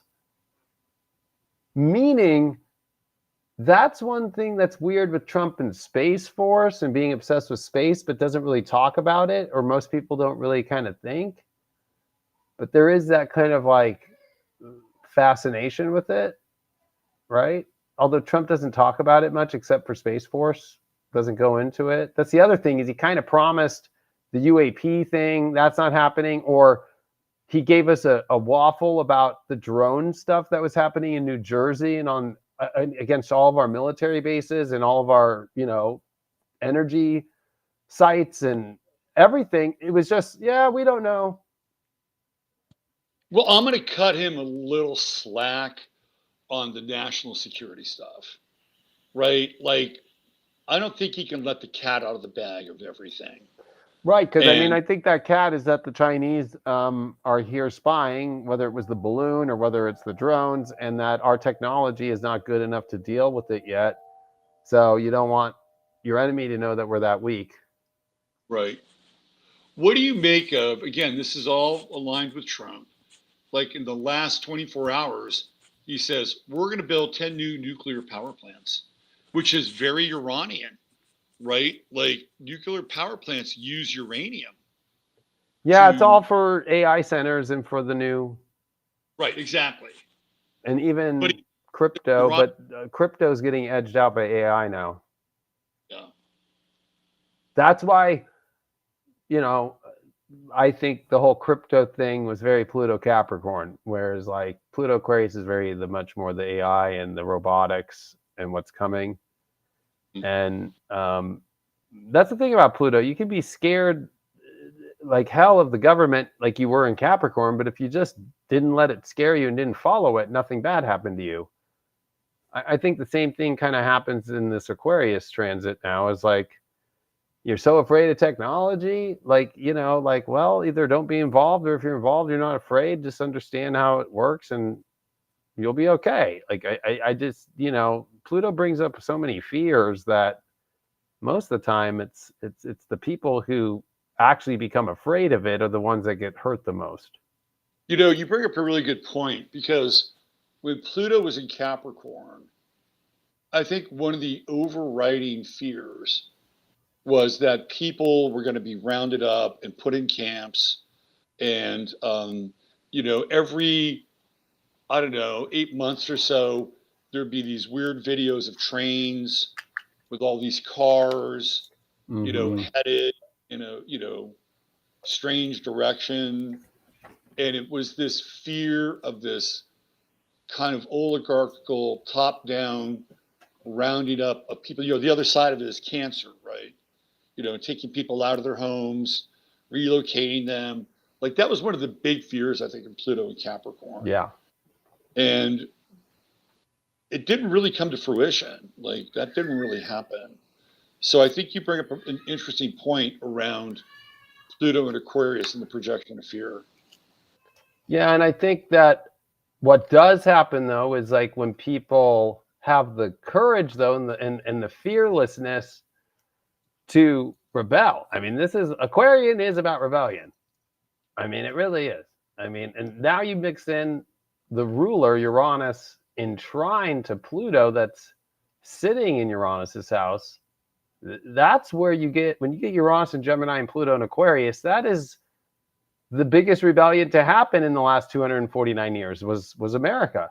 I mean, nobody still has had the courage around the world to say fuck you to the English crown and to, I mean, look at Canada today, look at Australia today. They are just, and even the king just doing the mockery of just showing up to Canada and being like, yeah, you guys are good citizens. You guys are all free. Yeah, right. Why are you sitting up there in your whole royal garments, sitting on the fucking throne and telling people they're free? I thought that was insane. With your little sausage fingers. Right. So I think that's where this is what the seeking of the need for truth, because yes, the taxes were, it was about the not being not able to represent the colonies correct. Like there was just like the deep state then, meaning, oh yeah, who's ever in charge of these colonies, these governors, and the way that they had set up the legislatures, the people and the traders were not getting a say, and they were getting taxed, and then they were having to send it back to England, and then it was getting sent back again.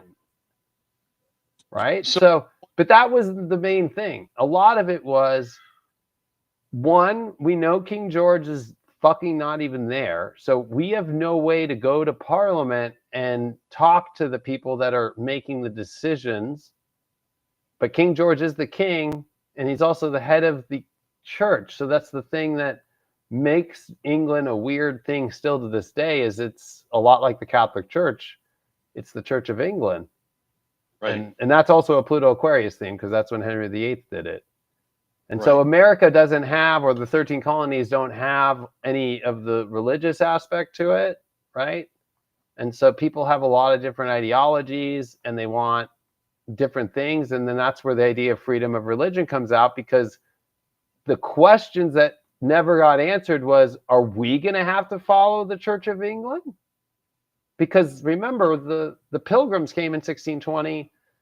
And so the idea of rebellion actually started with religion from King James, who became the king at the beginning of the 1600s and created the King James Bible, and then started bringing Catholicism ideas back into the Church of England and going against his line. And plus he was a Scottish line and came out of nowhere, right? And became the first king of Scotland and England to really represent at the modern time of the Renaissance. Like that's like what causes people to get the fuck out of England.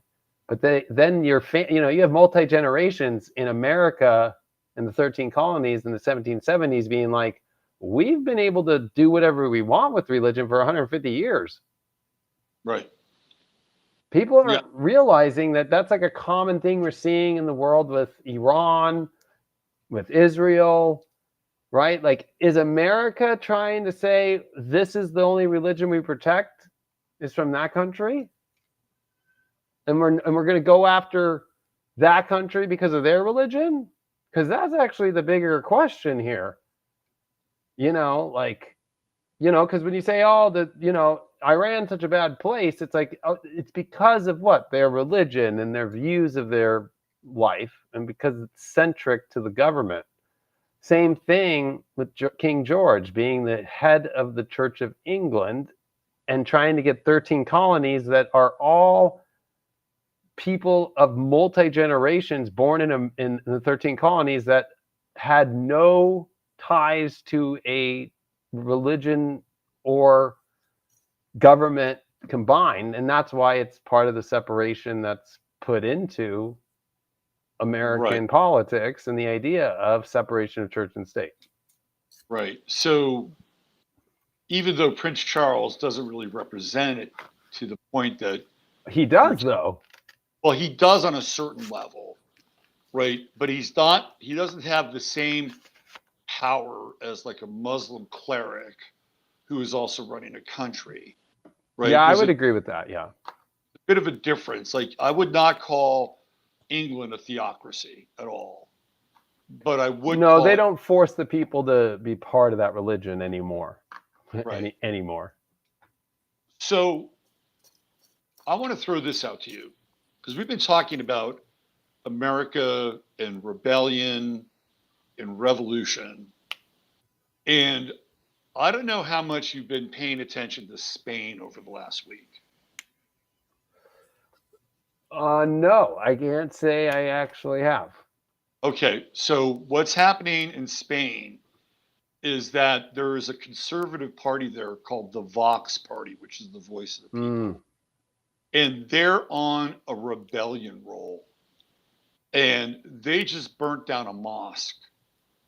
And the Spaniards This is exactly Neptune Aries of the 1500s, going back when they took over the Maya and especially the Aztecs and killed them all and burnt all the Aztecs down. And this is a replay of the Moors.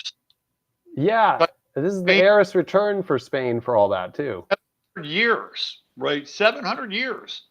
The Moors are running Spain, at least 3/4 of it. And now the Spaniards have had enough. And they're in open defiance. They're burning mosques. They're having street clashes with the Spanish National Police. And what's really interesting is that we're coming into Mercury retrograde. And you're going to hear this term a lot more frequently over the next 3 weeks. It's called reimmigration. And it's about sending people back to the places that they came from. And it's starting in Spain now because they've had enough, right? There was a video that went public, viral recently, of an older guy in the morning, his morning walk, walking his dog, and these 3 dudes, they could be Moroccan, they could be Algerian, and one of them just beats the living hell out of him. And it's captured on video. Right. And now all of a sudden the Spanish people are like, this is enough. Like, well, wasn't it just like in the last 6 months that, tourism, right? People that were coming to Barcelona, Spain, they were just like, you're not fucking allowed here. And it was more of like the people, like, and we'll fuck with you. If we find out you're not from here, we're going to fuck with you. The Spaniards are rediscovering their national identity. Yeah. And so when we talk about these outer planets, they're not United States centric at all. Not at all, yeah. We're talking something very deep and planetary here. And, we're on the cusp of something new. You know, Learn. the best way I could put it is like when we talk about the end of age of Pisces, because that it's really just about understanding of a time period, right? Let's take the last 2,000 years. If you follow the outer planets and now where they're all at, like the Neptune Aries is, you go back, it's like that is so connected with Pluto and Aquarius at the same time that King Henry VIII leaves the Catholic Church, creates the Church of England. The Spanish are killing the Aztecs and taking over all of what we now know as Mexico and literally forcing them to become Catholics, which is why all Mexicans are very Catholic today, right? And the Inquisitions, but even weirder than that, anybody that was brought back on a ship, when you bring up reimmigration, Yeah. sometimes they'd make it back to where the Maya was and Aztecs, but usually they'd kill them. If you really track what the Mayans and the Aztecs were doing, they were pretty reprehensible people. Well, that's the thing, is that you have the blood sacrifice and the killing of human beings and children as well. So that ties into all this stuff. They were taking mushrooms and psilocybin and blood and bodily parts and making these psychedelic brews out of that shit. Yeah. Like, that's what they were imbibing. And if you've ever been to Chichen Itza, like you can go into Chichen Itza and they have entire walls that are created with human skulls. Yeah. I mean, this is the culture. Whatever you think of the Spaniards and Catholicism, this is the world that they wander into, right? It is a brutal, savage world that is very, very close to necromancy, right? And it's like the movie Apocalypto captures the spirit perfectly. Right. They're a culture on the verge of moral extinction. And then you have, the planetary immune system coming in. Well, you actually have, I know the history, the nephew of Queen Catherine, who was the first wife of Henry VIII, right, was bestowed to Queen Mary, and then there was a break, right, because fucking they were both hating France at the time, but then Spain took the Pope and put him under captivity, so Henry VIII couldn't get his annulment and all this kind of stuff that he was trying to get. And then Henry went back to France and betrothed Mary to the French king again, to one of his fucking girls or men. So it got really weird. And that's when Spain goes, oh, the Catholic Church, we let him go. And now, oh, Henry's leaving the church. What do you want us to go do? Oh, we're going over there? Okay.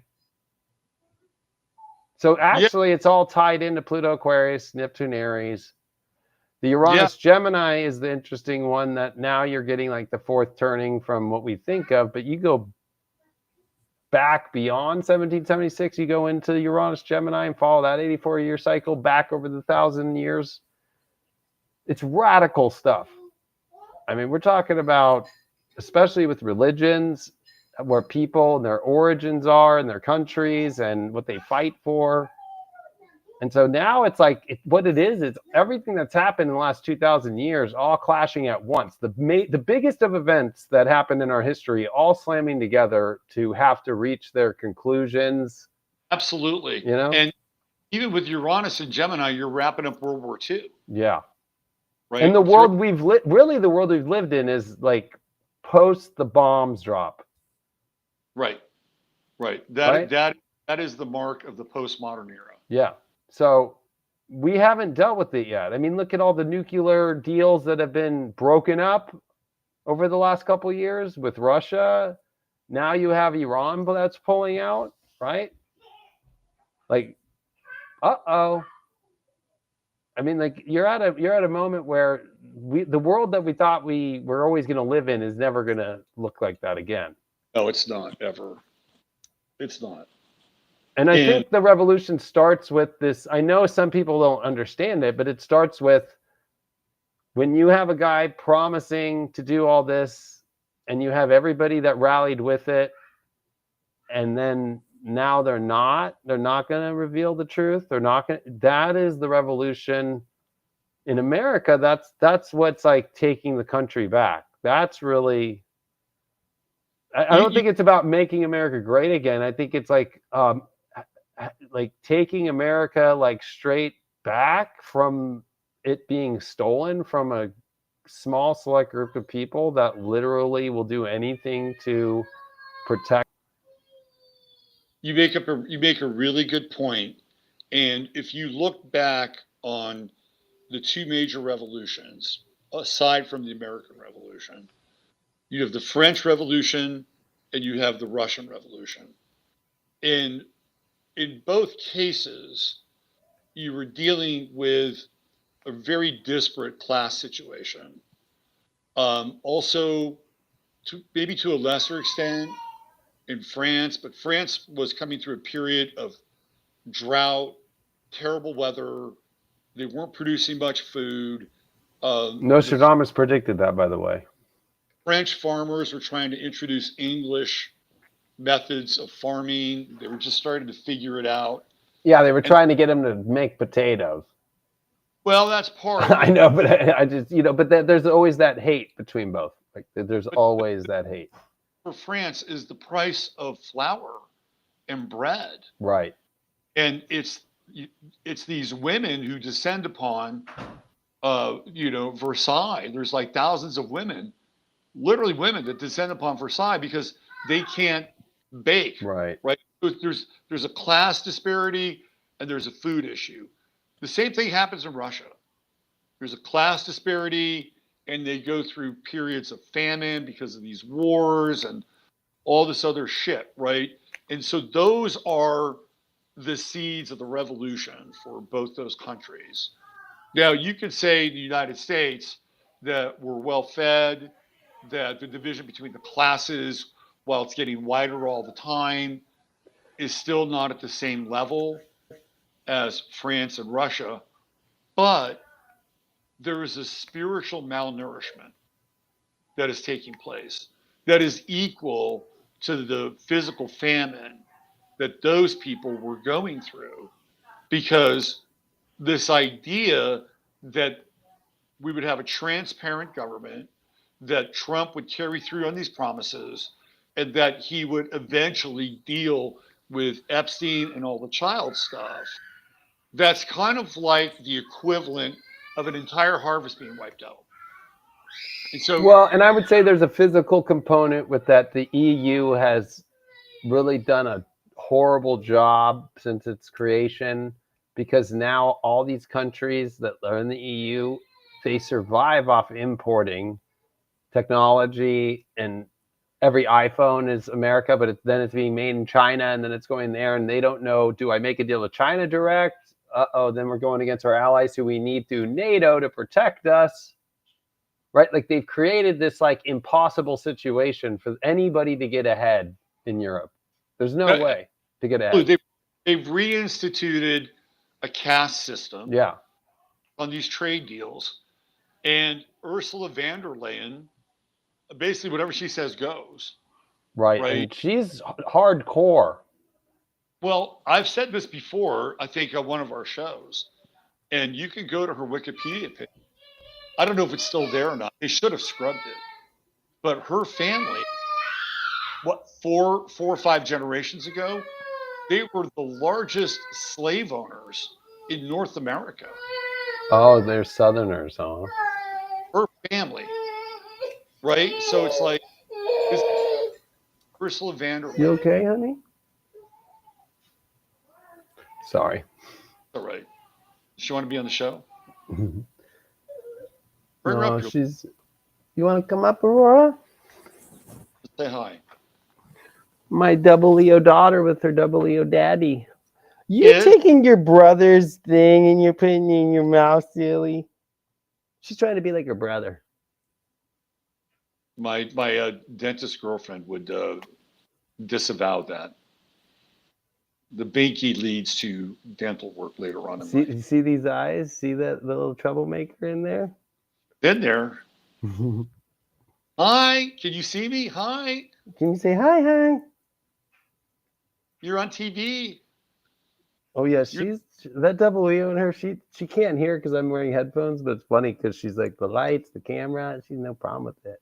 She's the Leo princess. You know, she got real quiet. Got on there. Yeah, She got what she wanted. she did. So you okay? You're good now, huh? She's like, I want you, Daddy. Yeah, I don't. she's in toddler mode right now. She's adorable. I've never seen her like that. Oh yeah, I mean she grew up quick. Now she's got this diabolical look in her eyes. I know. I'm telling you, we were having dinner the other night, and I was like, "You want to eat this?" She's looking at me like, "No," and then she like looks at me with this smile, but those eyes like. I don't know, man. This is like some kind of a Stephen King novel or something right now. She's so silly. Well, all right, baby girl. Nice seeing you, Aurora. Yeah. But yeah, I mean, I think the other thing about the EU is that they're kind of stuck, right? And then you have like England that left with Brexit, and now, well, kind of, but I mean, America just made a trade deal with them. But then you have Trump acting a little King Georgie with this whole tariff thing, right? Like with areas that, right? It's very similar.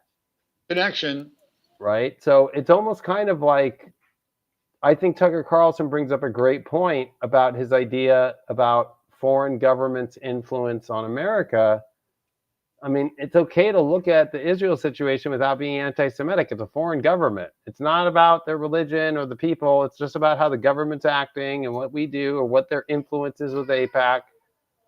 What is also going to be happening now with all these tariffs and people being like wanting a revolution and being like, America owns AI. They own every computer, phone, right?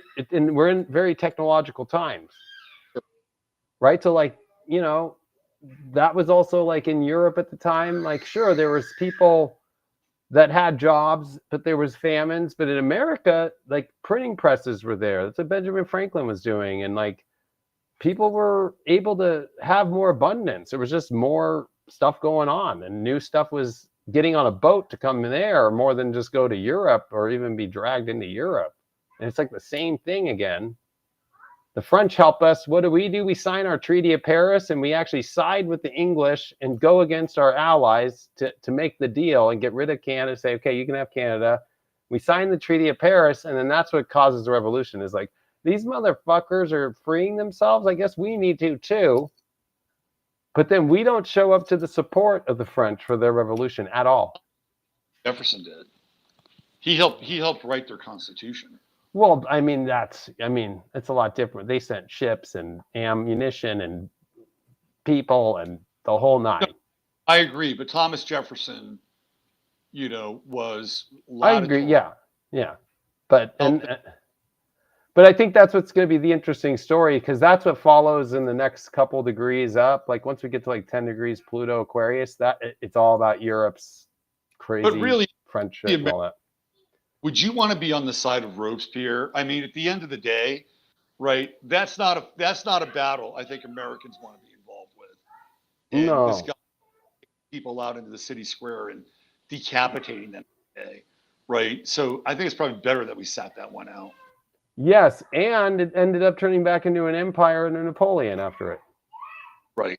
So because there's always a void after a revolution, and somebody's there to step into a void. Unless you have like a Washington, thank God John Adams didn't get what he wanted at the end, and there was a Thomas Jefferson to not let it go that way. Right. So we got lucky, but I think that's where right now.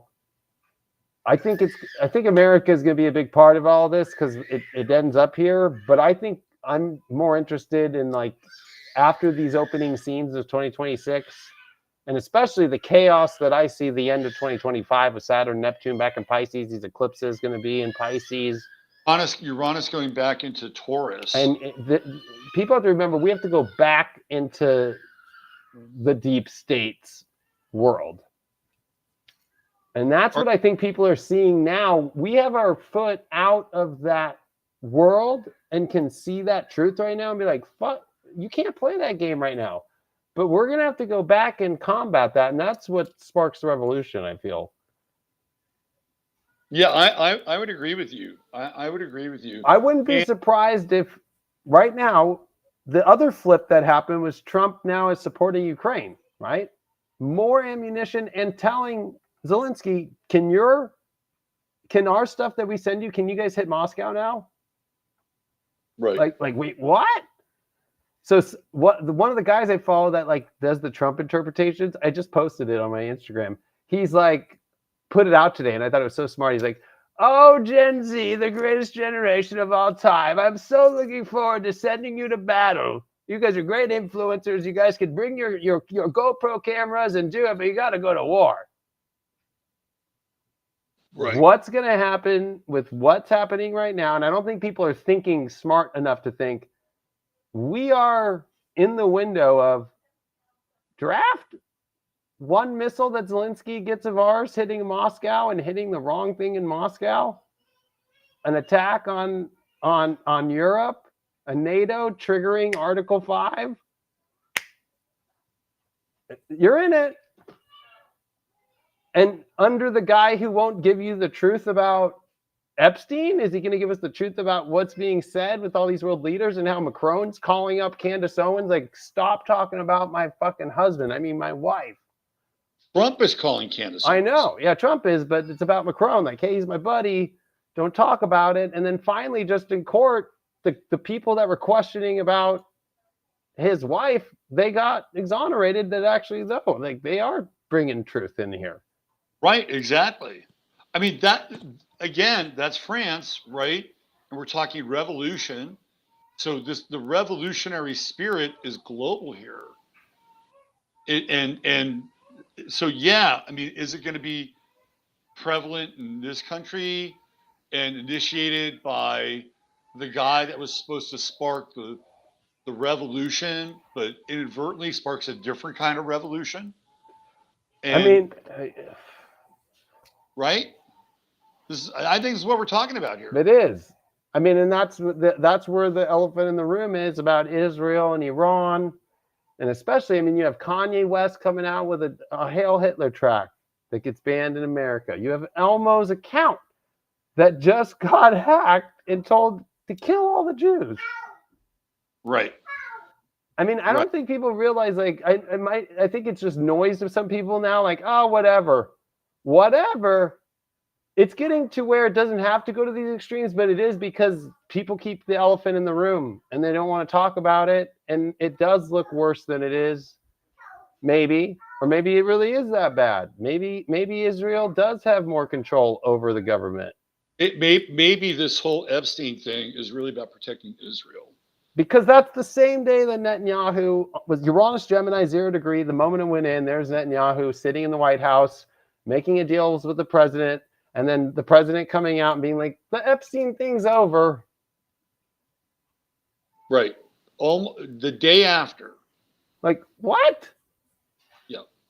That's very Uranus Gemini. To me, it's like people were thinking an earthquake, even though the flood, July 4th was horrible, where you live and all that stuff. Like, there's been a lot of crazy shit. But to me, it's that Gemini, like, that thought of like, wait, what just happened?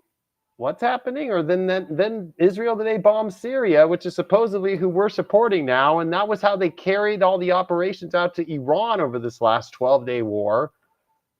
And Damascus, which is one of the oldest cities in the world, just got bombed. I don't know if you saw it today. Israel just was like, yeah, fuck them, bomb them, shit out of them. Dude, here we are, Neptune and Aries. I feel like a lot of this is the fog of war. And we don't really know what's happening in a lot of ways, right? So they could have very well bombed Syria. I wouldn't put that past Israel. They just owned it. They just owned it and everything. They're hyper aggressive. But then again, it's like, what the fuck is really going on? Do we really know? I mean, we can only use facts. Now, the amount of people that were killed during the Hamas attack on Israel was like 874. There's now been more babies killed in Gaza than that. Just babies. Yeah, I mean, I think what's happening in Gaza is atrocious and have for a long time. Yeah, I mean, and that's where it's like, and then it's always like, and that's where it gets this religious kind of Neptunian fog, I think, is the religious aspect, is that God save us with religion finally dying all over the world. But, I think that's like what any real true astrologer really hopes for one day, is to get back to that. Or even Washington, they were all Masons that made it to create there wasn't a lot of Masons that signed the Declaration. But the top 9 that are the ones in the names that are all over the place and that became a president, that were at the Constitutional Convention and made the choices. It was the Masons. And Right. And there's a theory that Freemasonry pre-1776 is different. It is. It was.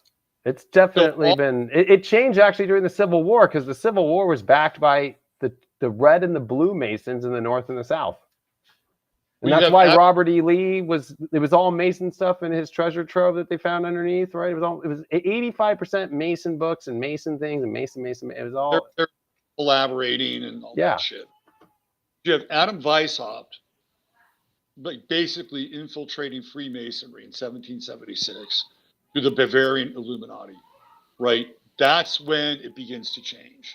So pre-1776, Freemasonry is kind of a bit different than post. Yeah, it's more Rosicrucian where its roots are. And yeah, I mean, even Benjamin Franklin, while he lived in France to negotiate to get the help from the French, he went to the temple, the Mason temple, his whole time he was there. That was in France, the one French one, the whole time. Well, Lafayette was a Mason. And Lafayette was a Mason too, yeah. So I think that's where it's like some people are like, maybe, this is like, look at Mayor Adams. He proudly wears his Mason roots, right? Like as a cop, a lot of the cops, right? But he actually like is the now head of the lodge as he's the mayor.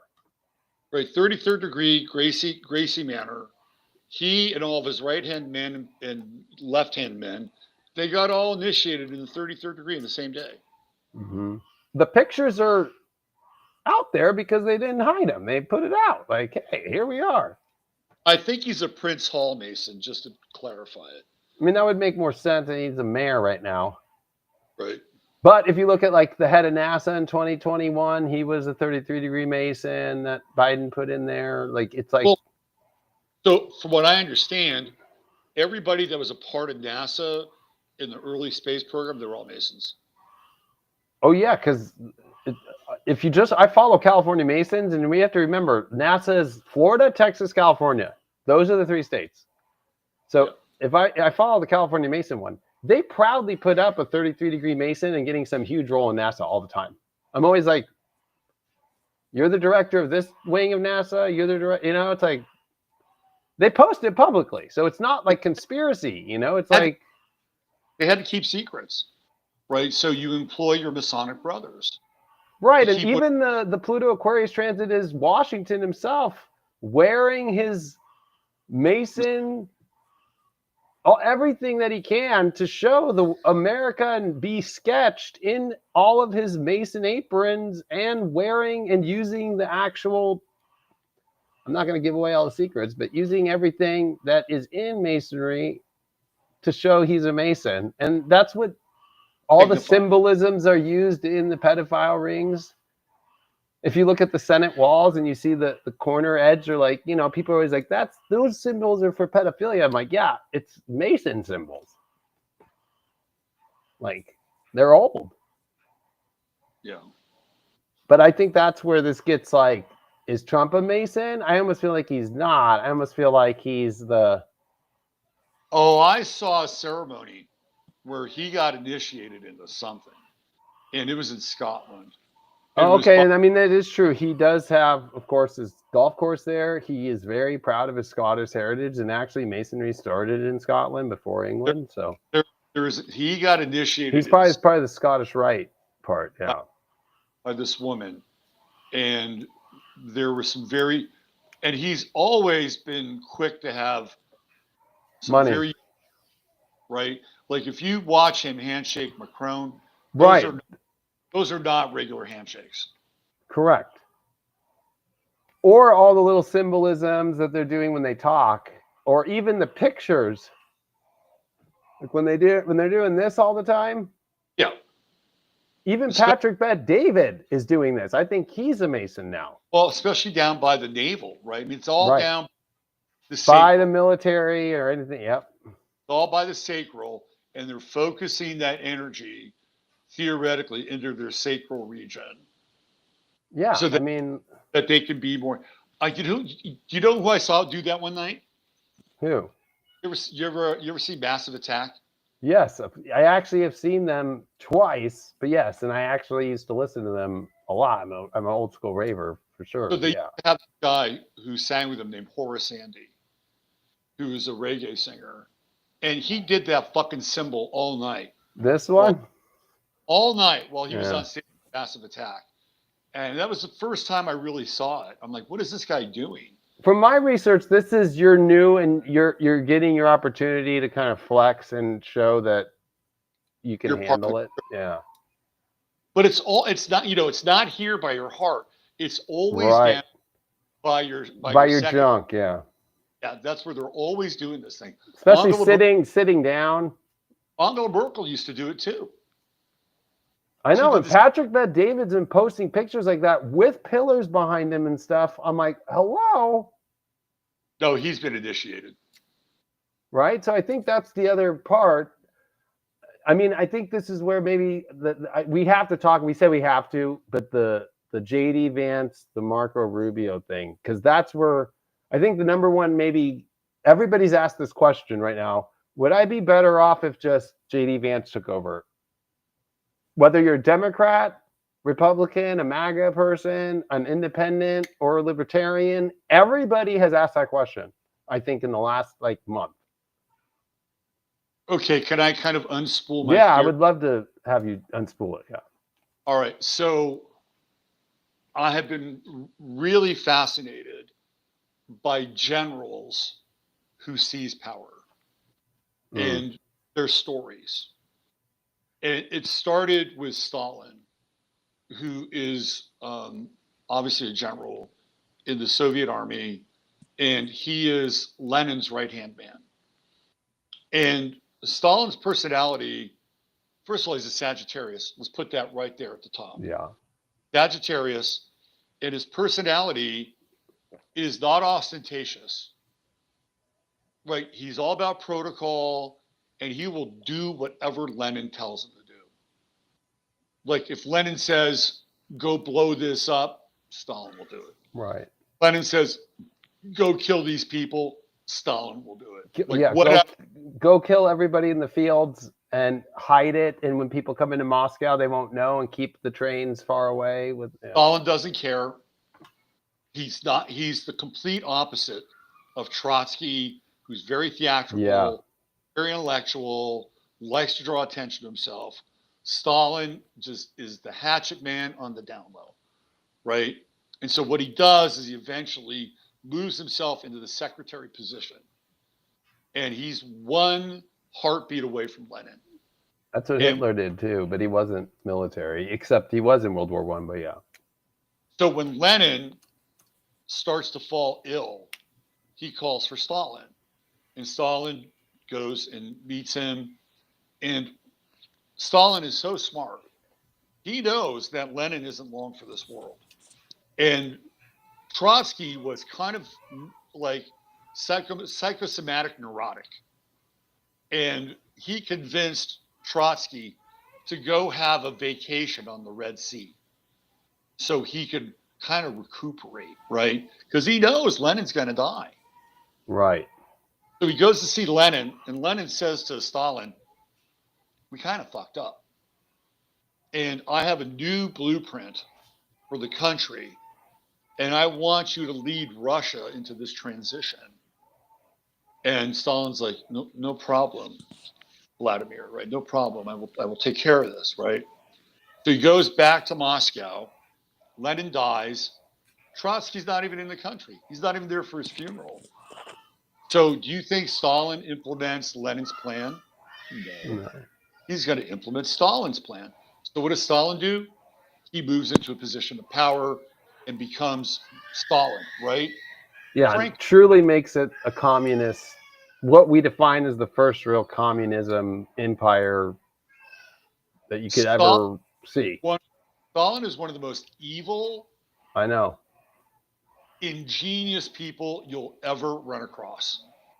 He Yeah, was because that's the biggest country of land mass, yet the most resources, but to turn the people he was like an AI computer making people robots. Like, I mean, if you really think about it, before that shit existed, and the way that, okay, we're doing the breadbasket thing, and we're doing this, and we're gonna do, and everybody having to do it, he and ruled it's crazy. ruled through fear, right? That was his thing, because he would kill people, I know. He right? killed And more so, people than Hitler. I mean, but he's very smart. He's only 5'4". He's diabolical, and he takes over. Okay, let's talk about Franco.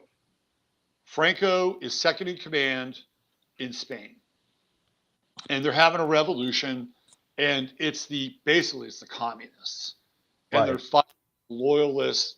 Spain is a king, and what Franco does is he leapfrogs the general that's in charge of things, and he becomes the de facto general. And Franco, with the help of the Germans, by the way, defeats the revolutionaries. And then while he's sort of basking in the glory of defeating these upstarts with the Spanish Civil War, the King of Spain eventually falls ill and he dies. And now Franco becomes the leader, You know, right? we were part of that. America had a part in that. That was Well, like, we had a minor part, it, but if you look at the history of the wars America was in, well, we have an even bigger part we after, were part of that after, war. after World War II. There were all these countries in Europe that wanted Franco to hang because of his relationship with Hitler, and he took in a lot of Germans. Right. What happened is now that the Soviet Union posed this threat, the United States wanted a submarine base on the coast of Spain. And so they made a deal with Franco. And Yeah. they said, let us have a submarine base there, and we'll make sure that nobody in Europe fucks with you. And that's what happens, right? And Yeah, so, we're the ones who sold NATO, the idea of NATO. Because really what it meant is we're in control, you ain't. well, Eisenhower he was like, I'm not a huge fan, but he understood the global chessboard, and he was kind of making moves. But Franco moves in and he leads Spain into roughly this 35-year prosperity. Like, he moved Spain from being a country that had very little productivity, very little agriculture, to a country that was actually very productive. What sign is he? He's a Sagittarius, Mm. right? And he does whatever is asked of him. And he plans and he strategizes and he becomes Franco, right? Let's talk about Pinochet in Chile. He's the same thing, right? He's the second in command to the lead general. He'll do whatever, whoever his boss, whoever is like the king of Chile at that time, he'll do whatever he says. Like, he's a really good soldier. That's very Virgo 10th house, Sag. Like, you know what I mean? Like, So then he takes over, he becomes the general, and he leads a coup. And now he's running Chile. But these guys are they're not radical, right? They're not pounding their chests, they're not aggressive, but they're very long range planning, which is very Sagittarian. Sages are great strategists, right?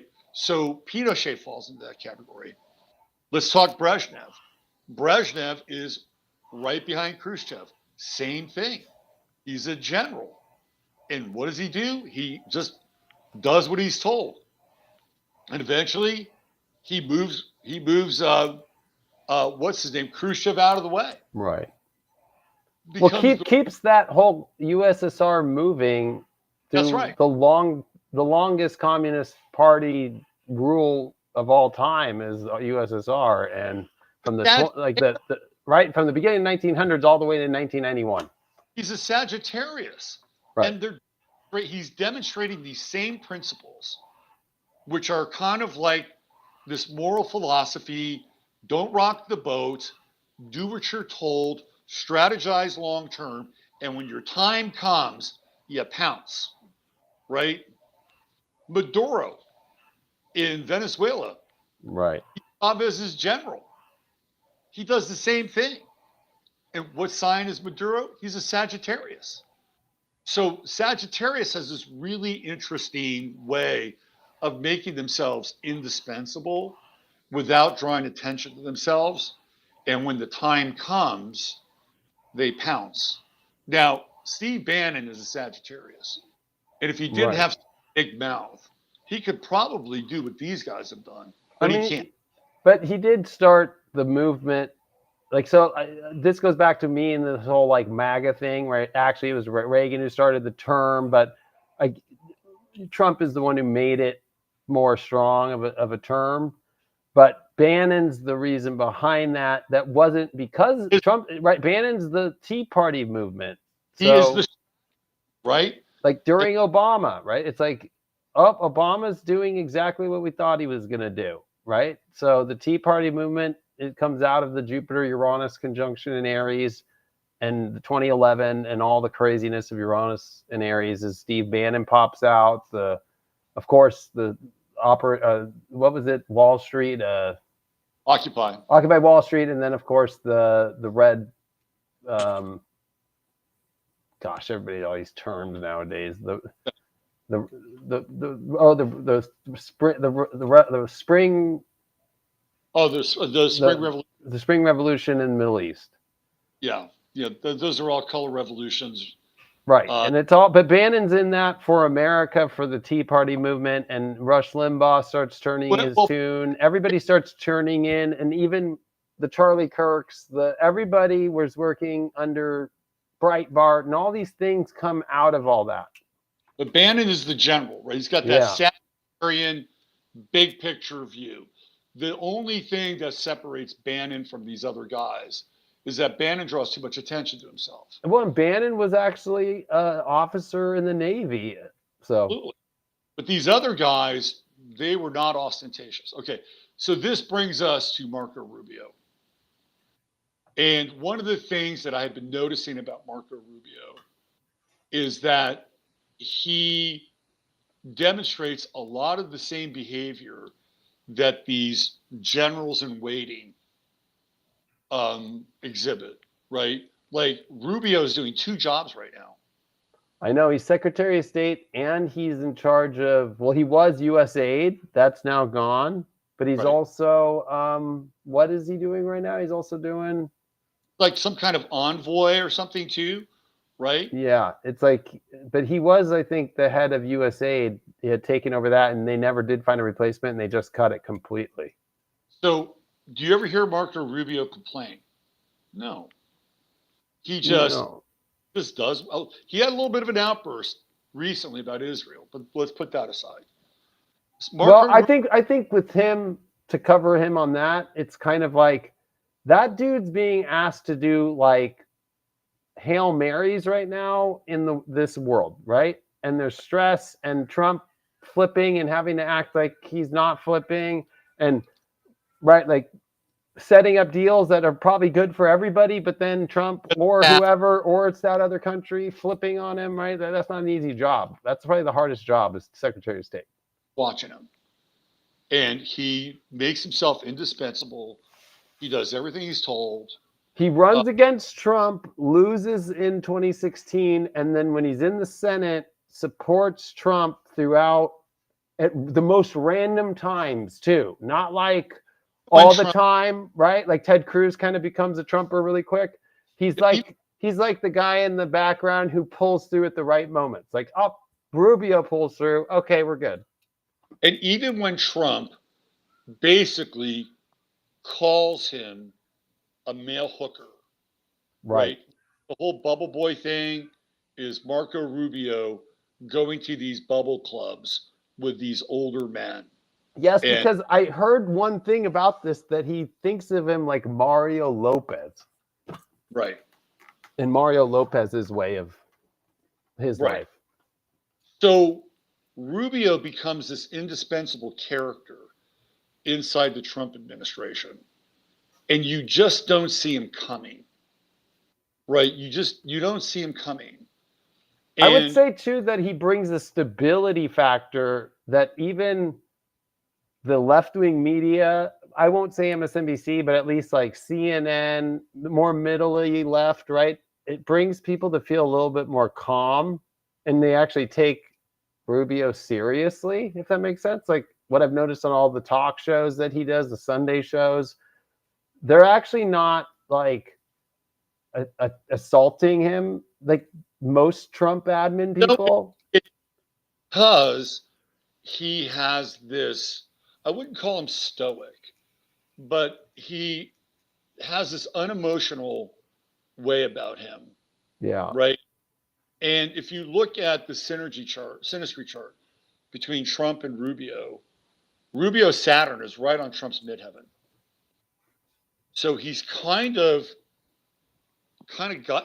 it's like he is sort of this point of stability, earth, maturity, that based on Trump and his chart, that's what the media is seeing. He also squares Trump's Mars and squares Saturn squares his ascendant and descendant too. Right. And if we're bringing in the Sagittarian component, Marco Rubio has Neptune and Jupiter in Sagittarius. Mm-hmm. They are opposing his sun in Gemini. And they're with his South Node and Moon though in the fourth. So there's a home. The side maybe we don't see is like actually maybe Trump feels very at home with Rubio, especially because Melania is not sleeping anywhere near Trump. I bet you Rubio stays the night and talks to him about things. Well, don't you feel like with that Jupiter-Neptune conjunction on Trump's moon, that Rubio displays a kind of unconditionality with him? Yeah, I mean, for sure. I'm born with I was born the next 12 or 13 years after with Jupiter Neptune. So I could tell, I could say people who have placements at the end of Sag for me, or beginning of Capricorn, because mine's intercepted, but it's only like 5 degrees off. Anybody there, it's like, I don't know. I'm just like, I will do anything for you for the rest of my life. Like, I care about you. You know, I'm with Jupiter you. 5 degrees. There you go. Yeah. So with all that said, I feel like Marco Rubio is the prime candidate to stage a coup in the White House because nobody sees him coming, right? I was going to say that because his Saturn sits on the midheaven at Trump, and that's where a year ago, just days ago, was the assassination attempt.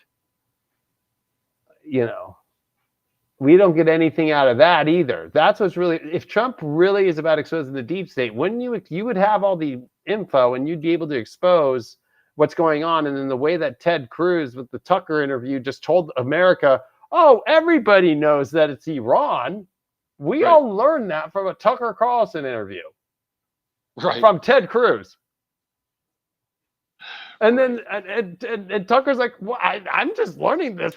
Where you guys have the evidence of that? And then he's like, oh, we don't worry about them. They're not, they're not good at killing people, so you're not worried about them. That is the most absurd interview. That interview is crazy, but we're worried about their nuclear facilities, but there's no concern about them killing the president. I'm like, you got to be kidding me right now. They've got really shitty hitmen, but let's worry about their nuclear. I know. That's my favorite interview of the year so far. It's so fucking funny. It's going to go down as an all-time classic. I know. It will. So the other thing that's interesting is that if you're going to get to Trump, you have to get to Susie Wiles. Yeah, and you have to be very Capricorn-like, if I were to use, because we're astrologers, you have to be, she doesn't want people who thinks they can be a Laura Loomer, right, to come in. That was actually the example used by a lot of people at the beginning, was like, we can't have the Laura Loomers coming in. Right. So she likes people who got their shit together and mean business and will listen to her. And she, as she says, do what the president's telling. But it also is whatever she wants. Susie Wiles' moon is at 2 degrees Sagittarius, which conjuncts Oh, wow. Marco Rubio's Jupiter Neptune. That's So, right. He has it at the beginning. So this Saturn Neptune trines it, and he's getting Uranus opposition right now. Man, so that guy's him and I are in the same Pluto Libra, Uranus. You know, I'm in that same with JD Vance. It's crazy. You guys should go to a bubble club together. No, I'm not into that, but No, I'm just messing around. unless But it's a kid's one, and I'm just there watching my kid and helping my kid, and she loves bubbles, so right, that's a different bubble that's club. a different bubble club, and not because of the kid kind of weird stuff. Hence, the Epstein stuff is important because people are crazy and will do that stuff the wrong way. The reason I'm bringing Susie Wiles up is because with that conjunction, what's her sun? I don't even know her chart. she's a Taurus. She's born May 15th. Oh. Okay. So with that, her moon conjunct his Jupiter Neptune, like that's almost like implicit trust, and she would feel eternal around him. So if you're going to get into the inner circle and win somebody over like Susie Wiles, Marco Rubio astrologically I think is, quite well suited towards this. And then you and I discussed his Mars in Aquarius, which could be absolutely terrifying and just, cutting without any conscience at all sometimes. Right. So especially add Pluto now here for another 18 years. Right. That makes it even more that's like, cutting the cord off a ship full of people. Bye. Right, exactly. I got the lifeboat. See you guys later. Yeah, bye. I'm out. Yeah. So how would Marco Rubio ascend to a position of power? Well, so now we're going to talk about the game Survivor, which is a really interesting model for life, where people switch tribes, alliances, like they're telling you everything. You have not heard any talk really from JD Vance about any of this. Like 2 weeks ago, he's on Theo Vaughn, and they're talking about the Epstein. I know. People are playing it today like hardcore on the loop. Just that part too. That is insane when like the video it's trending is the 3-second video. It's just him being we need to release those Epstein files. It's just on loop. It's not, most people it's a clip. That is like lower than Vine. Vine was 6 seconds. This is like lower than Vine. Right.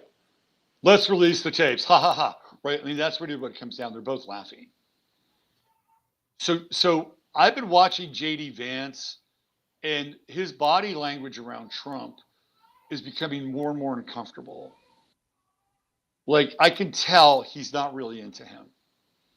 And this weekend he was at Disneyland in California and Newsom tried to be like, how dare you be here if you're ripping families apart?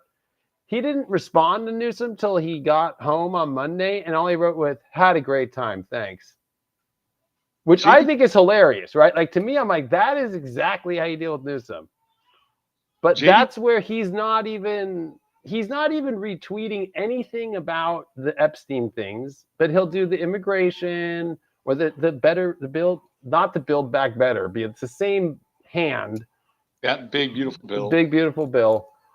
He's just doing those things right now. Like, this is the tax breaks you're going to get. Oh, and today I saw he did a little talk about the tariffs. Like, if you're not helping create jobs in America, then yeah, you're going to get a huge tariff. But if you are helping America, you're going to make more money than ever and help out, and we don't care.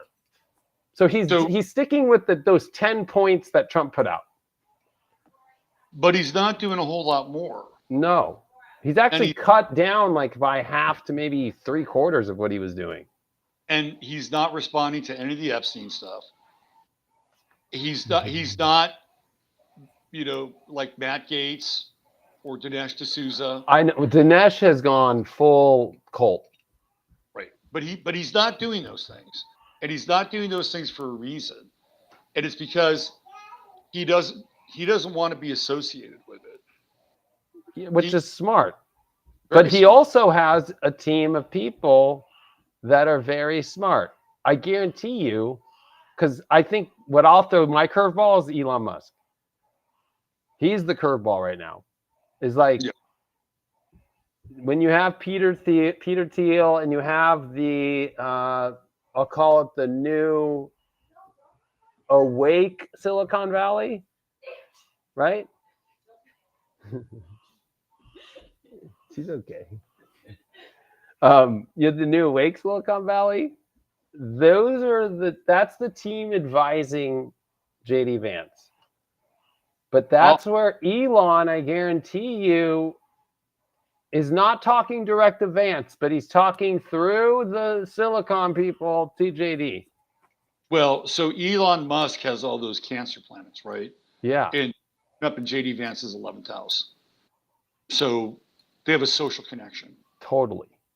Social connection through groups. And Elon Musk and Marco Rubio both have Mars in Aquarius. I mean, look at how I think what Elon Musk did to Trump and his way of leaving and what he said and out of nowhere just being like, you're in the Epstein files, motherfucker. That's Mars in Aquarius. Absolutely. Absolutely. Yeah. So what I'm getting at here is that you have these two individuals inside of the Trump administration who both exhibit these qualities of loyalty. They're not ostentatious. They don't really stand out. And based upon all these other models that I've seen historically, those are the guys that pounce and move into power. And Marco Rubio can't become president, but he can become vice president, right? Like he could move into JD Vance's slot. And JD Vance, I think at this point, there are people in JD Vance's camp, like Elon Musk, perhaps Peter Thiel, and a number of other people who would support JD Vance as president. 100%. Right now. And so Trump is building his alliances with the Larry Finks, the Howard Lutnicks, like these old school, Wall Street, BlackRock, hedge fund guys. And JD Vance's alliances are more PayPal Mafia, Silicon Valley. So you have this clash of almost like these different civilizations in a lot of ways. So even the Maha movement with RFK, you've noticed RFK has just been like, I'm just doing my job here. I'm not getting involved. And then there's been a couple things that have come up that are wins for the Maha movement that even Trump's kind of like, I don't know if I want to do those things. Right. So that's kind of separate, but I think it's where you have to think about 25th Amendment and cabinets and who's the secretaries. What I see is all the secretaries except for Howard Lutnick, right? Like that's like Trump's like ace in the hole of like, nah, we're all not going to agree on the 25th Amendment. Right. But that's where it gets really weird of like, there's Democrats now saying that there should be an ethics committee for at least Congress on if you're cognitive to hold position, which I actually think is smart because of like what we saw with Dianne Feinstein fucking at the end of her life and voting when she didn't even know she was voting. Ruling. Right? But it's kind of interesting that like we're going to see some weird kind of ways that those kind of moves could be made. I don't think because JD Vance and I are like the same fucking astrology, except our moons are different. Yeah. Literally same degree of rising, and our sun is just 10 degrees apart. I could tell you that he's not going to make a move unless it's actually super clear, like it's already been done. Well, he will think unless it is an absolute. He's not gonna. Leos don't go after the field unless they have full authority too. Meaning Napoleon will go into Russia because he feels he has the authority to. He's got the power behind him. He's got the people behind him. He's going to do it. But a Leo doesn't go in unless for sure it's okay. Especially And a 12th, those, you know, it right? doesn't want to be embarrassed. It doesn't want to cause, you know, people, Leos are loyal too. So There is that loyalty for sure. so it's more like, does the question I think is with that opposition from Uranus now to Marco Rubio, because Marco Rubio is connected to both sides. He's made his way into MAGA, but he also is old school Republican friends with old school Republicans and old school Democrats, right? So he knows his way around town probably better than, of course, J.D. Vance, who has only one term in the Senate, right? Like, and right. J.D. Vance really doesn't have a lot of allies in Washington. Yeah, yeah. Because he's pretty new. He was new. Marco Rubio does possess the qualities of being an insider. But every time there's a revolution, there's also palace intrigue, right? There's always something going on in the country that's going through the revolution. So, for instance, in Russia, you had like the kind of the moral corruption of the Romanovs and Rasputin, and you have that whole sort of narrative, and then you have the revolutionary narrative going on. And to a lesser extent, you have some of that in the French Revolution as well. And to your point It's earlier, also about a weakness in the way that the country becomes militarily, I've always noticed too. Like the Russian czars had some really big wins in the 1800s, and there was well, then they got the big losses. I mean, they right, and fought. then that's what I'm saying is then they had those losses, and then it kind of becomes like the Russians. What are we now? We're just this now, you know? Lose. We're losers. Yeah, and that's what Hitler and Germany was built on to become the Nazi Empire was, you know, that as well too. So there So always seems to be some kind of palace intrigue that's the backdrop of a revolution. yeah, So you have these conditions where people are unhappy, they're hungry, they're oppressed in terms of working conditions. Like those things are realities, but they're only realities because the ruling body has failed to execute on what they were tasked to do, right? yeah, And the Romanovs were terrible at protecting the rights of the Russian people. Terrible.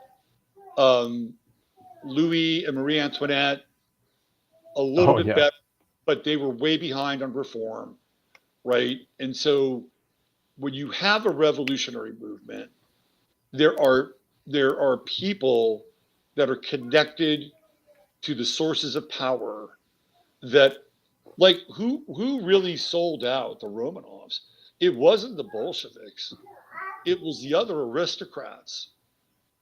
They were the ones that had Rasputin murdered, right? It was yeah, it was the other aristocrats who turned on the Romanovs, and yeah, and and also the hunger and the cold of Russia all that plays into it, right? is massive, and people, you know, wanting to then migrate out of Russia. So there's also that idea of I want out.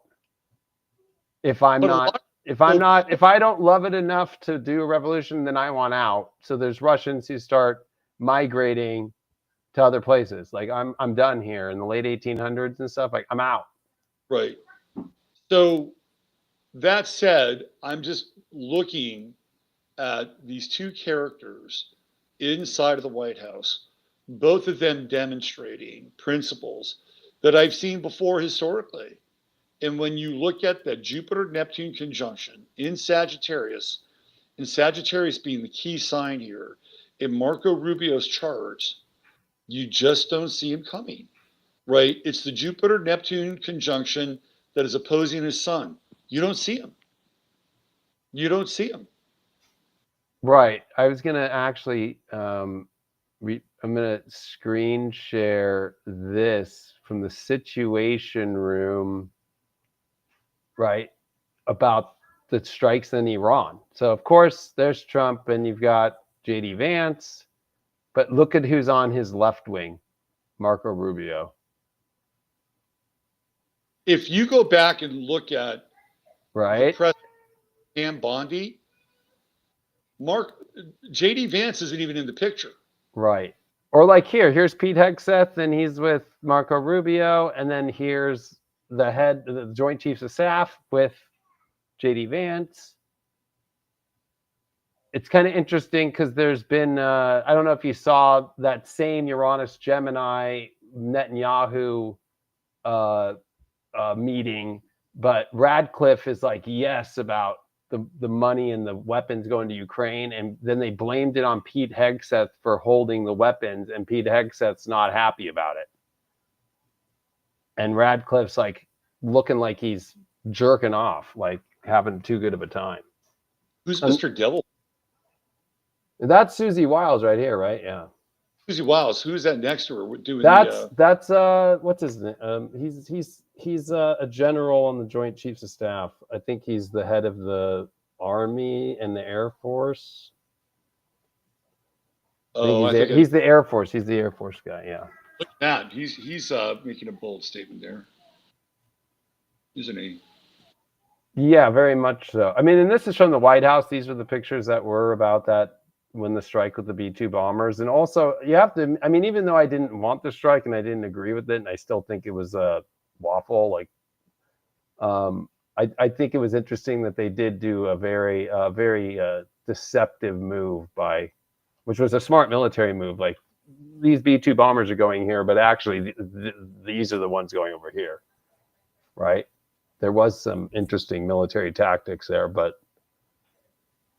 So one of the things that Trump has been noted for, like this is just a weird picture with how old Trump looks. It's just very looks like one of those old gray aliens or something. Yeah, I'll be honest with you. My wife lately was just like, maybe he actually is a shapeshifter, and I was actually thinking because Uranus is on the Pleiades star cluster, exact at 0 degrees Gemini. And everybody thought Trump was a Palladian. It's like, nah, that motherfucker was never Palladian. If anything, he's probably reptilian now. That's the table flip. Being an Orion, right? Yeah. Like, one of the things that Trump did with his kids growing up is he pitted them against one another, right? He would always pit Ivanka and Don Jr. and Eric. Like, he would set up competitions, or he would say, oh, they could do this better than you could. Like, he constantly did this with them. And I think he does that with people inside of his cabinet. I think he does it with Rubio and Vance. Yeah, like, I mean, he publicly said on TV, like, oh, I don't think JD's the next person. He might be. I like Marco and JD, though. Those are the two that it's between. Exactly. He literally says between them two. Right, exactly. So you have a triangulation there. And it's not just talk because those pictures prove it. None of us can get in the Situation Room. None of us. I don't care who you are. Anybody you know is lying is like, I was in the Situation Room. Yeah, right. Like, that's the one place, like, sure, I can say maybe you were in the White House at some time in your life, whatever. But to go into the Situation Room, that is the rarest place. That and NORAD, those are the two places that you ain't getting in. Right. Area 51. Or that's on fire, by the way, today, out of nowhere. Oh, that's right. At Dreamland, right? Dreamland was on fire, right? Like actual Area 51 inside Area 51 in the mountain range. And I've been there. I was just out there in the freezing cold fucking 2 years ago, a year and a half ago. So, I know people probably want to shy away from political talk, but we have these players and we have this astrology, and you can start to see it kind of unfold. If you're really like a student of astrology and you want to study how this stuff works, how we see it, and I know you and I don't like to use the term mundane, but we see it in the mundane world being acted out. We do. Yeah. So I think it's a fascinating sort of passion play, or 3D theater where these things kind of take shape, and you can see them begin to kind of unfold in real time. What do you think, David? Does Trump last the year, or does something I mean, unexpected? my prediction was that he would be out by the solstice, right? And so my prediction was wrong.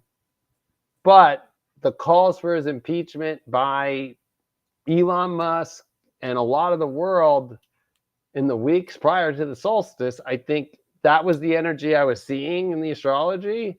So I think my timeline was off as far as like the physical removal of him. But like, to be honest with you, Trump is the most unpredictable person you could predict for in a lot of sense of, especially when it comes to the fall part, right? Like there's something about that North Node, Uranus, Sun, especially Mars being on Regulus in the ascendant, like that can somehow pull himself up. But I feel like Uranus return, it's really asking for him to be fair, even keeled, very Uranian, very worldly, very much about the people. And he's not doing that. So actually, that's the sign it's not going good. And right now, we've never seen it worse. So just his poll numbers went below Biden's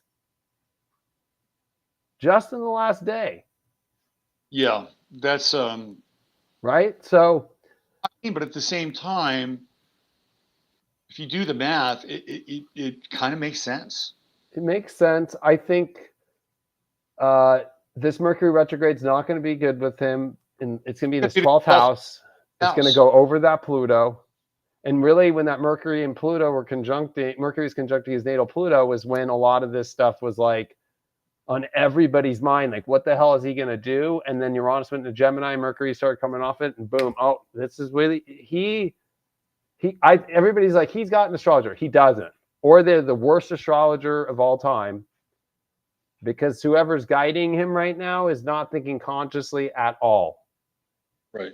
There is no conscious person, or I know a lot of people believe that like the Pleiades and the aliens are helping Trump and timeline shifting and using time and stuff. Well, if that's true, then they aren't the best aliens for us to pay attention to right now.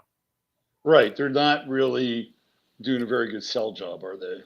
No. So I think, I mean, it's kind of looking at the end of summer eclipse, that lunar eclipse that happens in the middle of Pisces, and then that solar eclipse in Virgo that's going to be, at 28 degrees Virgo, opposing Saturn that just comes back into Pisces retrograde. And to me, it's like he was born on a lunar eclipse. And so if you look at his prenatal eclipses, it's both solar.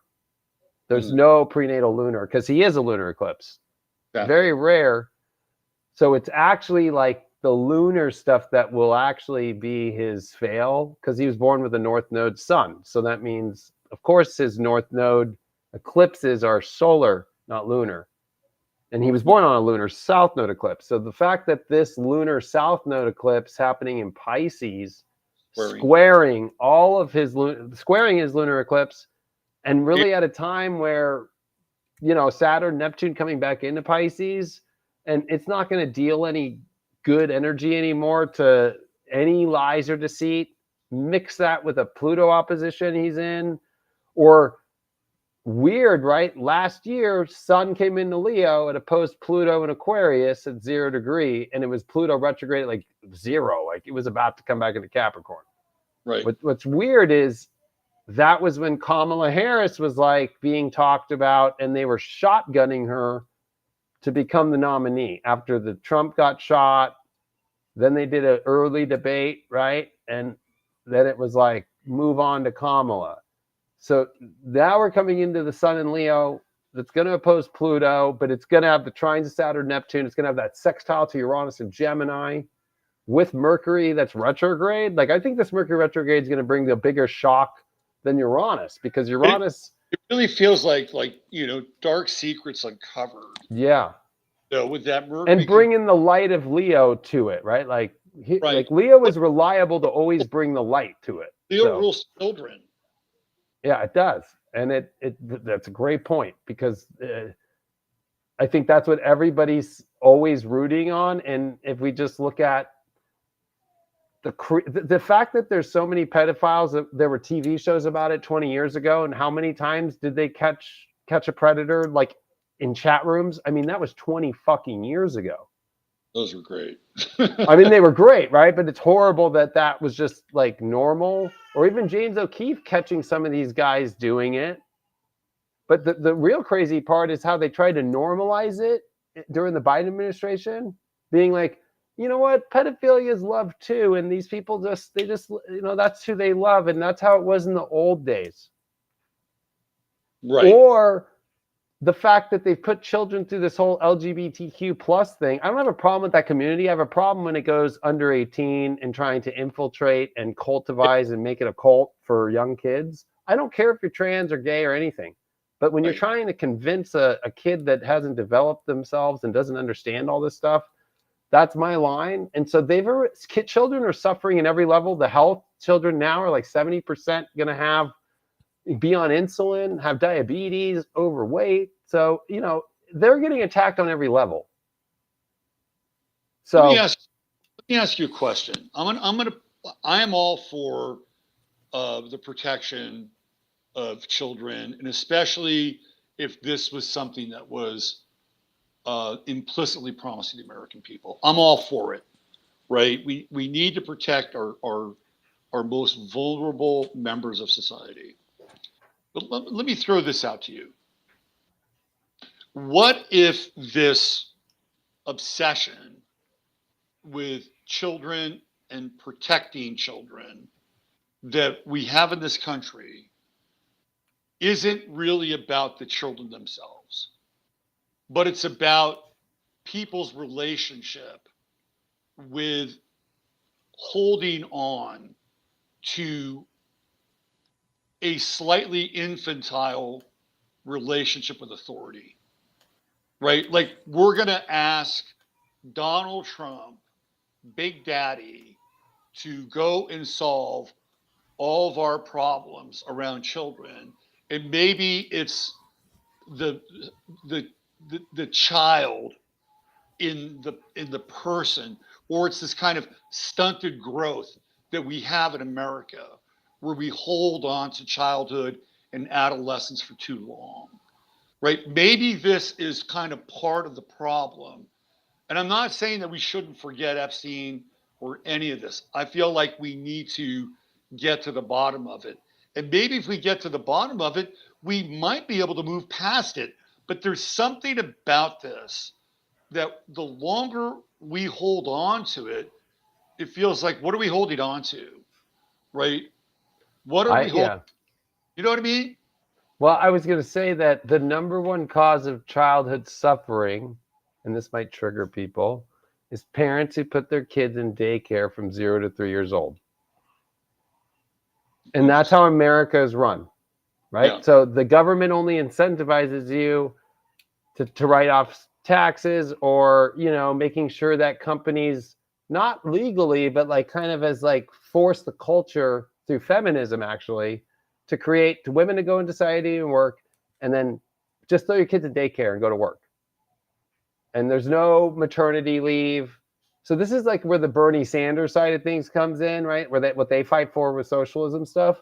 But the data shows that after all these 30, 40 years of it really being, that the number one 100% cause of anxiety, of all of the mental disorders, and why so many people have mental problems, is the attachment issues, because it's not natural for when you're developing your brain, the fear amygdala in your brain, not having your primary attachment, provider with you at that first 3 years all the time. It's guaranteed to pop up at 12, 13 years old. It's also the number one cause of why girls are having puberty at 11 and 10 years old instead of 12 and 13. Yep. So people are like, that's so weird. Fucking camera. The Mason camera. You have to make but like that. So people don't want to look at that stuff, because that's the most triggering thing. Most people are like not wanting to realize that they're causing more problems for their kids than ever, and the food they feed them. Like they're too late, maybe lazy to, you know what? Okay, I guess I'll make the food myself, or I won't buy this food.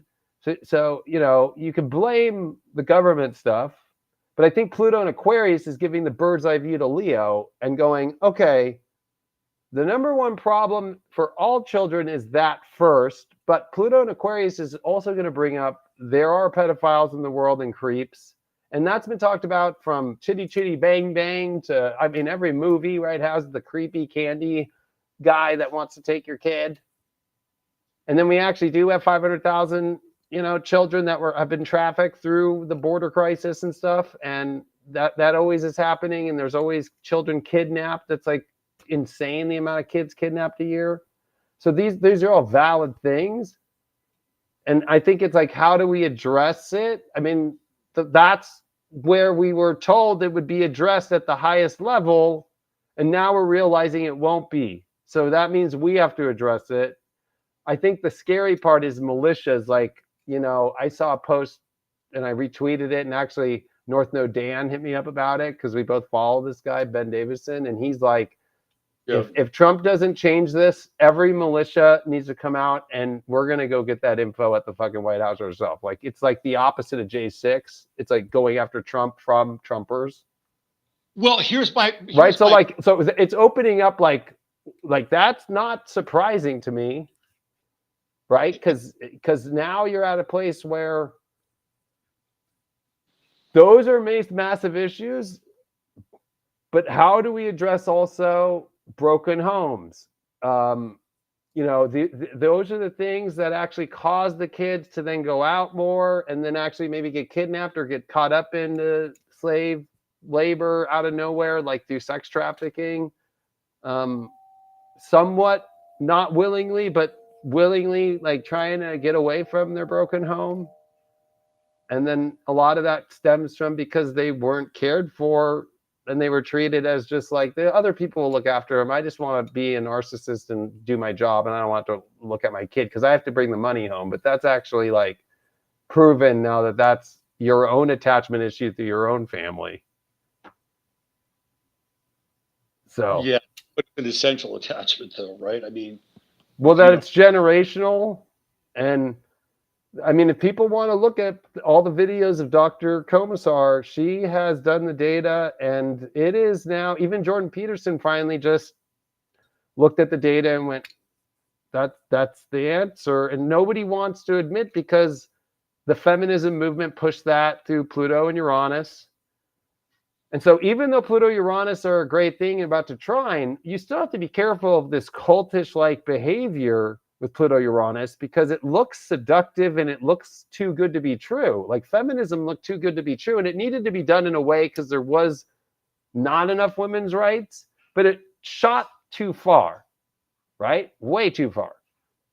Especially the second version of it, right? It was like, wait, feminism comes in with Chiron and Aries. Yeah, and contraceptives and you know, it's been a movement that also, of course, the washing machine, stuff like that make it to where women get more time and energy to do things, and also how men treat women, especially making sure that it's not kind of old school, like you do whatever I want because that's what the Bible says, kind of thing.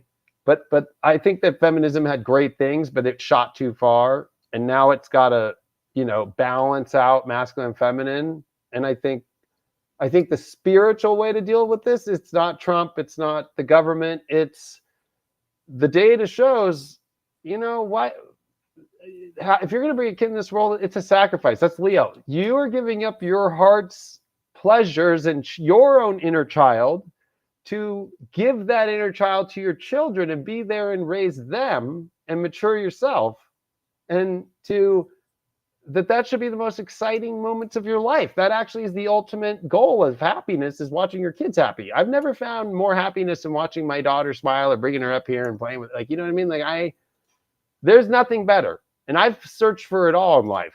And I can tell you that's the best. Yeah. But people are kind of in robotic mode still, like, no, I don't want to.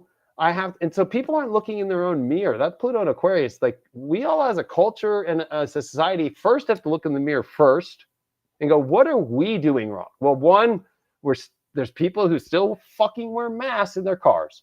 There's people who still believe the COVID shot, even when the FDA has now taken it off and they're doing all this. People are like, I don't give a fuck. I believe it still. You have people who are not anything political, but raising their kids like it and making it about money instead of like, it's been proven that it's like, it's more about, I just want my own space. I have my own attachment issues and I don't want to have to be there with this kid all the time. And I just want to go to work. It's a lot easier to do that. So I came to the conclusion after doing thousands of readings with clients, hearing story upon story in the real world, just because a person can procreate doesn't mean they should.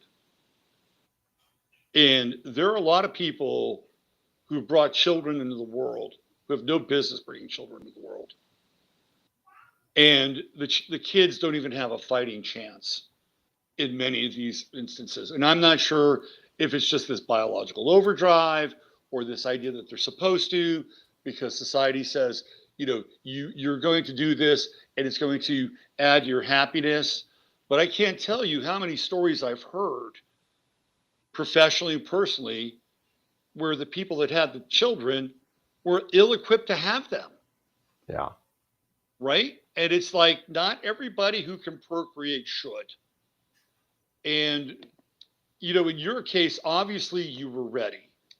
I it was a subconscious but kind of conscious thing where I always knew, let me do what I'm a Leo. I got to make sure I'm living my heart's dream. I'm doing my 12th house spiritual work, and I've actually got that running, and I could actually provide and become a father and be a good husband and have kids. I need to be there spiritually. I need to be there as a guy and make sure I've gotten all the weird guy shit out of me. I got to make sure that I've, got to the place to where I don't have to put stress on my family so much. I mean, every man's going to put stress on the family to be a provider at some point. There's always going to be moments, but to where I can deal with that on my own. I don't need to put the stress on the kids or my wife, but I can still express, hey, we're gonna be all right, but I got to figure this shit out. Right? Yeah. Like, all those things went into my whole consciousness of like, okay, I'm ready to do this. And I waited until, I had my first kid at 30. It was like, it turned 39, right? When Aurora was born. So you were ready. You were ready. You were ready. And there are so many people who are unconscious when they have children. And this goes across, like, I've had a lot of children of baby boomer mothers, Gen X kids, right? And a lot of these baby boomer mothers, I'm not saying all of them, a lot of them get institutionalized. Yeah, I know. Because they have Uranus, they have Uranus in Cancer, right? It's like Pluto and Leo, or yeah. And so it sets up this generational kind of effect moving forward, and it just feels like you were at least conscious of your choice at the time. Had you done it 10 years earlier, you're the person I'm having the conversation about, right? Yeah. And to get there, people have to have self-awareness. They have to know who they are. They have to be encouraged to make really solid choices in terms of who they're going to partner and mate with. And the way that our society has been set up is that everything is instantaneous. Everything's on demand, right? Any music, like if you wanted to hear music in the 80s, you would have to get a record or a tape. Or if you're on the radio, you'd have to wait for your song to come on. Now you just hear any fucking song you want at any time. Right. And you had to take care of the record player and the needle and make sure it was balanced, because you actually have to balance the way that it works and actually have a hi-fi stereo, that amplifier that hooks up to that. Right. And we've been hustled into this on-demand world. And I think children are unfortunately the final stop along this kind of bullet train. And Well, and look at the birth rate though. now it's falling. It's below 2. It's at 1.6. And so Yeah. America's social security system can't survive off that. So and that was actually the debate. Well, we won't even go into the social security thing because that was a liberal thing and packing the court and making it legal when actually the Supreme Court said it wasn't ever going to be legal back in the day. But there is no social. It doesn't make sense. Social security is supposed to be for at least everybody on it. 2 to 3 people are working to cover it. We're at the opposite. For every 2 people on social security, 1 person's working. What does this comment mean? That is not for you to determine there, buddy. What does that mean? I don't even know. Victor, can you clarify that? You have never lost almost all. Don't judge. You don't know fuck about me, Victor. Yeah, bro. You don't know fuck. shit. So just back off. Just back the fuck off. I've been through more than you would like to. Right. I know he has no idea actually. 4 fucking years old. I've been through a lot. I think you're right. That's where maybe that's what's interesting about the Leo Aquarius axis point is like, kids are where it kind of tells us where we're at, and it's at the worst situation of all time. And that's what makes the truth that needs to be exposed so important to people, because there's too much funny business in our education system, in the government systems, the way that they are. I mean, it's very Pink Floyd The Wall. Just funneling our kids through these education systems, picking off the ones they want, and then turning them into the meat grinder. Yep. And now it's even worse where that meat grinder is a real meat grinder, too. So, that's the thing about Pink Floyd. I mean, maybe I missed my time in the hippie time. I'm born in 84, but at least I still got to do all my psychedelics and watch Pink Floyd live enough to actually do it and actually get the experiences and know all that and have Timothy Leary as one of my heroes. And to me, that movie is like exactly where we're at. That movie was very Pluto Scorpio, but it was also like the prep for people for that. But it was also, to me, where we would end up by 2020, the Saturn Pluto conjunction, like the judge with the balls and the determination of like, and Pink and the stress that he's under and his family and World War II. And that movie and that album, like everything from fucking the lust factor that people have, and then this just the chasing for the drugs and the quick energy, and then just the struggles of addiction, the struggles of living about the echoes of your family, and you're like, there's so much in there. And I feel like we're in that movie. We're in 1984 the book, we're in an Orwellian world, but we're also in Pink Floyd The Wall. A lot of post World War II trauma comes up in The Wall for Roger Waters too. Yeah. Right. It's the shadow of fascism that Pink eventually, or the guy who Bob Geldof plays, right. He ultimately comes to represent that. So that's a very English kind of.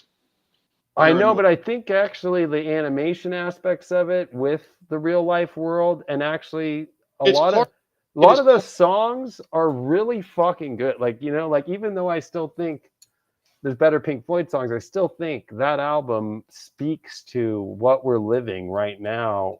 I think it's part of the story. Heavy.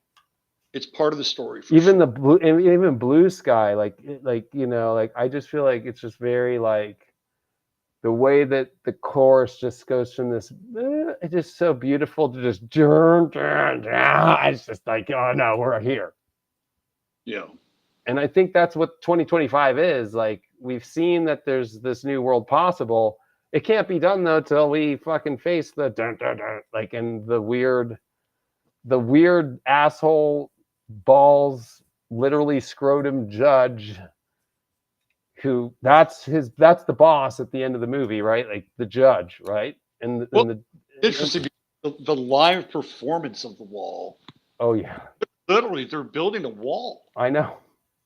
So that by the time they're done with the concert, they're behind the wall. I know. Even with the background singers and everything, like there's something about all that. They touch every part of your soul emotion and they get you to these like deeper issues.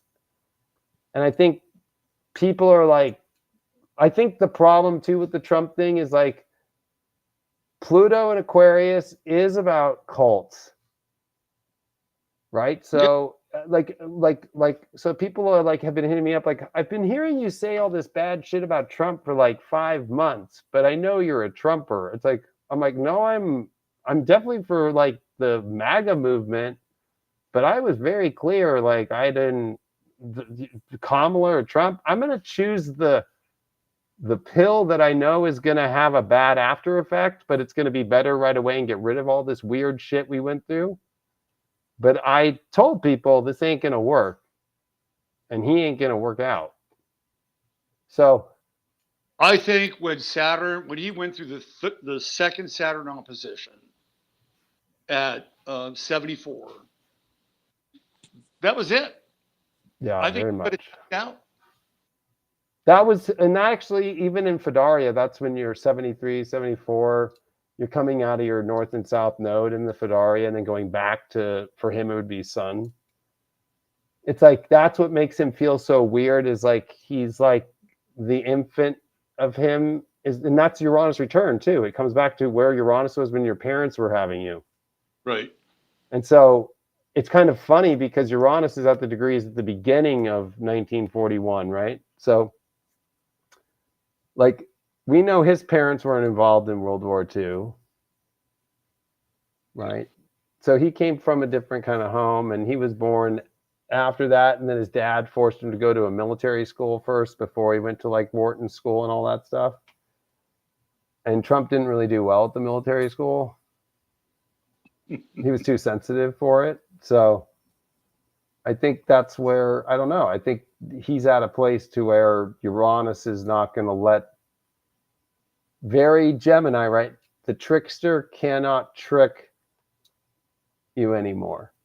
I go back to Tom Brady when he turned 44, and he's going through the Saturn opposition, and he with makes Uranus opposition too. It's always a combo. Doing this deal with Giselle, and he says, "This is my last season." They win the Super Bowl. She leaves, and he goes back on his agreement. And at 44, like he's supposed to fork off from football and go do something else. He plays the final season with the Bucks. He stink, they stink, and now what is he doing? He's stumbling around Venice at 5 a.m. with Sydney Sweeney and fucking Orlando Bloom. Right? It's like, Tom, what the fuck are you doing? I mean, that's why she left him. I mean, but he went back on his agreement. Yeah, like, but the agreement went back far to being in Boston, and she's from Brazil. And then, of course, the spiritual part, which he implemented, but then he lied to her, said he believed it in 2019. When he moved to Tampa, he denounced all the spiritual shit. Had the one season in Tampa, he goes out on top. He's going to retire, but he says, no, I want to play one more season. That's the Saturn opposition. Yeah. And he is in a phase of stunted development. Right? What the fuck is he doing walking around Venice at 5:30 in the morning with Orlando Bloom and Sid? I mean, he can do whatever the fuck he wants, right? But it's like, Tom, what do you really stand for? You missed this opportunity. You should probably be at home with your kids and your family, and not having this puerile wanderlust at Jeff Bezos's garish wedding. Right. Right. It just and he lost his wife, who was there and super spiritual and there for him through everything, and taught him all the astrology and all of that. And actually, that was what was used to help him win all the games and the Super Bowls throughout the Patriots and the Tampa win. Some mojo coming from Giselle. I know. I don't reveal my clients, but I know some things. So it's like, That guy, though, it's hard. He's a Leo sun. I'm a Leo. It's hard to watch a Leo be such He's a got a fucking sun Saturn. idiot. But he has a The sun- Cancer moon, so he's a dignified soul both ways. He's got that energy. So that's where dignified planets can be your worst enemy, because you'll push him to the limit. Be like, you know what, I can still do this, and you know what, he probably can, but you're gonna lose this, you're gonna lose that.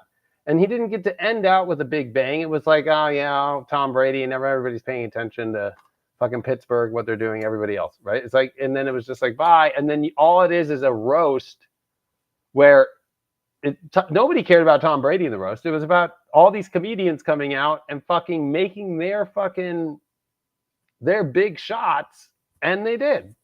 Like, Kill Tony becomes huge after that. So I'm making the Tom Brady analogy as it relates to Trump at 74. It's that Saturn opposition. Yeah. And instead of doing something different, he decides that he's going to run for president. We make the worst choices on Saturn opposition. I joined the Navy in my Saturn opposition. I got my Saturn opposition, right? Like, coming in to like the end of high school, you have it like when you're in. I'm like, I made the choice. Like, I'm gonna just not go to college, and I'm gonna find the easy route. And I'm Saturn Scorpio, so when Saturn was in Taurus, that was when I was like, I'm doing weed and drugs, and I was a class A student, and then 12th house comes out for me, and I'm just like, I get to out of high school somehow, and I join the military, and I end up getting put in prison and all that shit. But like, you know, it's the choices that were from the Saturn opposition for those couple years after. Roots of your decision. Yeah. Started with the Saturn opposition. Yeah. Okay. So I know that when it comes up for me, I'm going to be 41 next week. I know when Saturn's done in Aries and coming into Taurus, I know that, you know what, that's going to be where it's okay if I don't go after the next big thing, and I take maybe a break and I spend some time with my children, and I don't have to go over the big thing, and I don't need to prove myself, because it's also a prove yourself thing, Saturn, all the time. You don't need to. So that was where Trump was like, I need to prove. It's like, dude, you're already the biggest reality star that ever was, TV show wise. You fucking got known because you used the press and media at the peak of it in all history. You were in every magazine, every TV show, in every way, but it wasn't enough.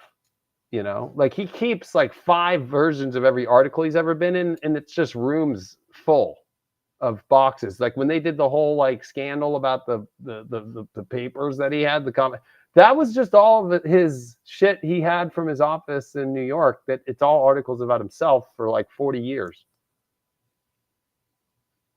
He's the, I guess he's the most cultish member of his own cult. Oh, I was going to bring up, it reminds me of, what was the guy out in Texas in the 90s at David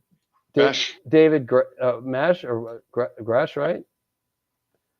I feel like we're in a David Gresh moment, and he's telling everyone and gaslighting him, like, this FBI out here, these people, we have enough weapons. And they did do, not gonna lie, they did do a good job defending themselves for a minute, but how many children died in that one, and the women and all that? Like, it's, I don't blame that on Koresh. I blame that on the ATF. I mean, I agree. I get there's two sides of it, and I'm agreeing that the FBI, the ATF, they fucking went too hard and too much, and there are rights, and those need to be respected. But there was, you know, if you watch the docu, some of the survivors in it, and like they still are connected and love him, but when it fell apart is the problem, right? When it fell apart. And then that whole thing, I think they did set it on fire, not David, but the fucking ATF. Set it on fire, and it was during the day. It just feels like that's coming, that moment is coming. The days of Molech, it was 420, and those are the days of Molech, and they burned and sacrificed the children inside the branch of the... Yeah. Okay. It's weird because Trump did a rally there in this last cycle of president. He actually went there to do a rally where he was gonna do it in the first term, but people advised him like, nah, don't. It'll look like you're supporting that too much. But I don't know why, and this is maybe my channeling part. Like it just feels like a Waco moment, cult wise, when it falls, So and it's French Davidians now? Is that what you're inferring? I mean, and that's what brings you, that whole event brings on, of course, the Oklahoma City bombing afterwards. But it feels though like nobody's asking the question yet when Trump falls, because what you've seen now is who's culty. Like they will defend Trump on this no matter what, right? Even the war stuff, like, yeah, let's go bomb fucking Iran, right? That when he falls and it all goes down, that's where I feel like a Timothy McVeigh comes out. If people don't know the connection to Timothy McVeigh in Oklahoma City and Waco, then they haven't been paying attention. I've done lots of shows on that stuff. But like that's what I feel is coming, is nobody's thinking about those hardcore. Let's not lie. Yeah, what's great about the Trump winning was it brought more of America together than I don't know, probably since, of course, like back in the 1820s, like when Monroe won the whole fucking thing, right? But that was a small America. This is a huge America. A lot of people that are for Trump, they are very militia friendly. They are very like, you know, but some of them might lose their minds over it, and especially the Q stuff. Because I think it's like all belief systems are going to be shattered with Uranus and Gemini and all these outer planets, religious beliefs and cult beliefs, because that's two of the same, in my opinion. And I think the people who can't let go of the Trump thing are going to fucking turn Timothy McVeigh shit out. Like, well, so here's where I think you're kind of over the target.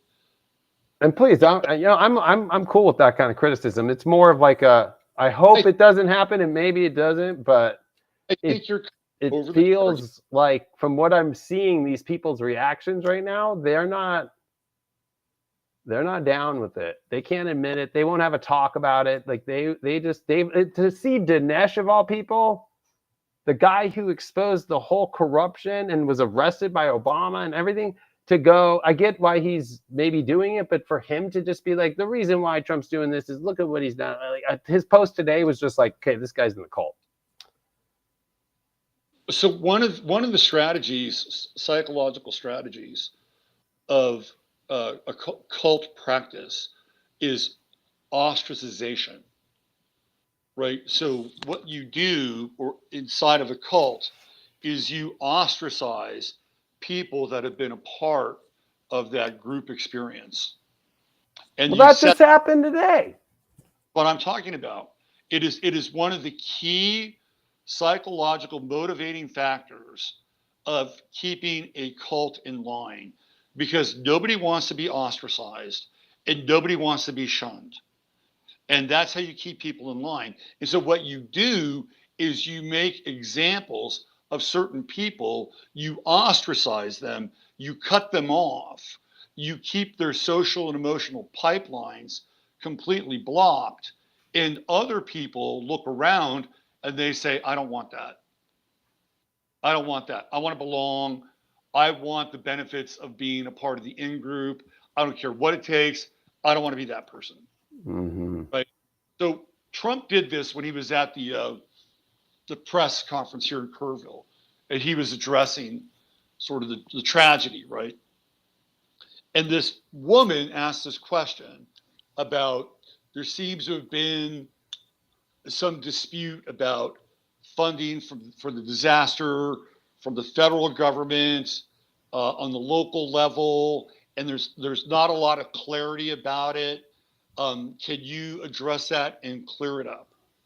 A fairly benign question, right? Right. Extremely benign, but important one.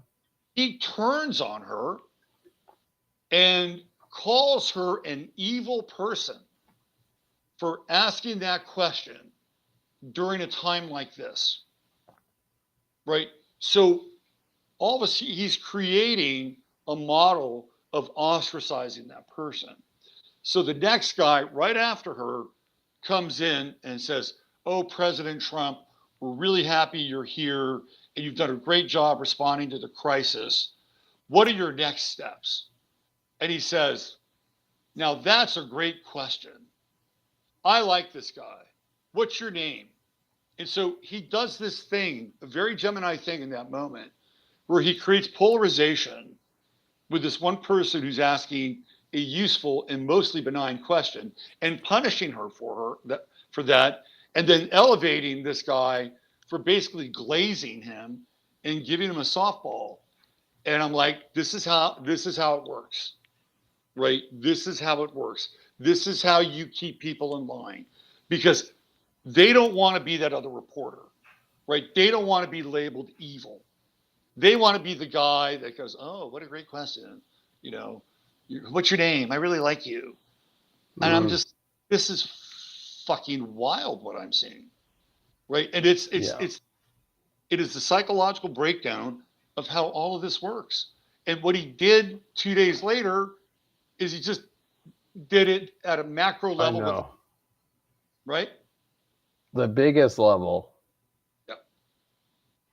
Yeah. While you have Newsom on Sean Ryan's show trying to, for 5 hours, get his way in, right? But even though I know he's insane and he's the biggest fucking liar, it's a moment like this where you'll get the person who maybe wasn't that big into any of this go, he makes a lot. It makes people go, where's the next new like cult? Sometimes cult people jump from cults to cults, and the new cult is the Newsom one they're trying to do. Getting back to this one exchange, the thing that was really, really fascinating about it, right, is that woman who Trump lashed out against, there are people who are like on the right or conservative, and they've had to put up with a lot of, PC bullshit, and they've had to put up with, having their relatives or people they work with, get after them because they're conservative or they have these right-wing values, right? And so what happens is that they kind of have to keep it to themselves, or else they suffer the wrath of these people that have no compulsion about telling them how fucked up they are. When Trump did that to that woman, I guarantee you there are a bunch of people who saw him do that to her, and they projected that woman to be every single Democrat, progressive, relative person at work that they had to take like liberal Democrat bullshit from. And so when Trump did that, they didn't really see it as him singling that person out, targeting them, bullying them. How they saw him as he was kind of an angel of vengeance in a lot of ways, right? Because he was saying, this has always been Trump's magic power, to say things that other people want to say but can't, right? And in that moment, it didn't matter who that person was. That person became an object of scorn for all those people who had to deal with all this politically correct bullshit shoved down their throats. And that's why Trump has been, to a large part, successful. And I think what you made me realize in that is that there is a very small group of people left on this planet who have been attacked, been looked at as super right-wing for supporting Trump or even talking about him, but then also in this moment see things and go, yeah, no thanks, and have had to deal with that same ostracization from all of these people that have attacked on the left and everything. And then now you have Trump doing the craziness of saying, yeah, you were once my supporter, When it's like, it's really about America. It's not about you, right? It's like, this, it's about supporting America. So I guess I don't support America now because I don't support you. And now it's created to where like the people who aren't afraid are speaking the most truth right now and are saying the things that aren't being said. And Trump ain't saying the things that nobody wants to say. He's saying the things that we don't want to hear. And they're not truth. That's the thing. It's the lie of, so it helps the left go, he was always a liar. It's like, no, actually, he was ostracized a lot and all that stuff. And, you know, this is where astrology, I think, helps. It's like the second Uranus at Gemini, though, that's when the lies he never talked about, he has to start lying. So actually, he was never lying. He was skirting it off. So the stuff they say he lies about, right? Like the number one thing they used over the last year, right, was the whole like, they're eating fucking dogs and cats in Ohio. They fucking were. And how many Haitians have been deported? I know, right? Except none. Yeah, exactly. But like, you know, but like that's the thing though, is like, so people like will use that, right, and be like, how did you not see it? It's like, what do you mean? How did you not see it? So it makes it to where it makes people then get into another debate and never collectively come together. It's almost like the amazing plan. The whole Trump Biden Trump thing is the same hand. So what Trump has managed to do since he really hit the scene in 2016 is he created, whether it's direct or indirect, he created a truth movement, right? He created a truth movement. And the gatekeepers and the representatives of that movement have not always been genuine about who they serve and what they're doing. But regardless of that, this truth movement has gained its own momentum, right? It's like gone beyond Trump now.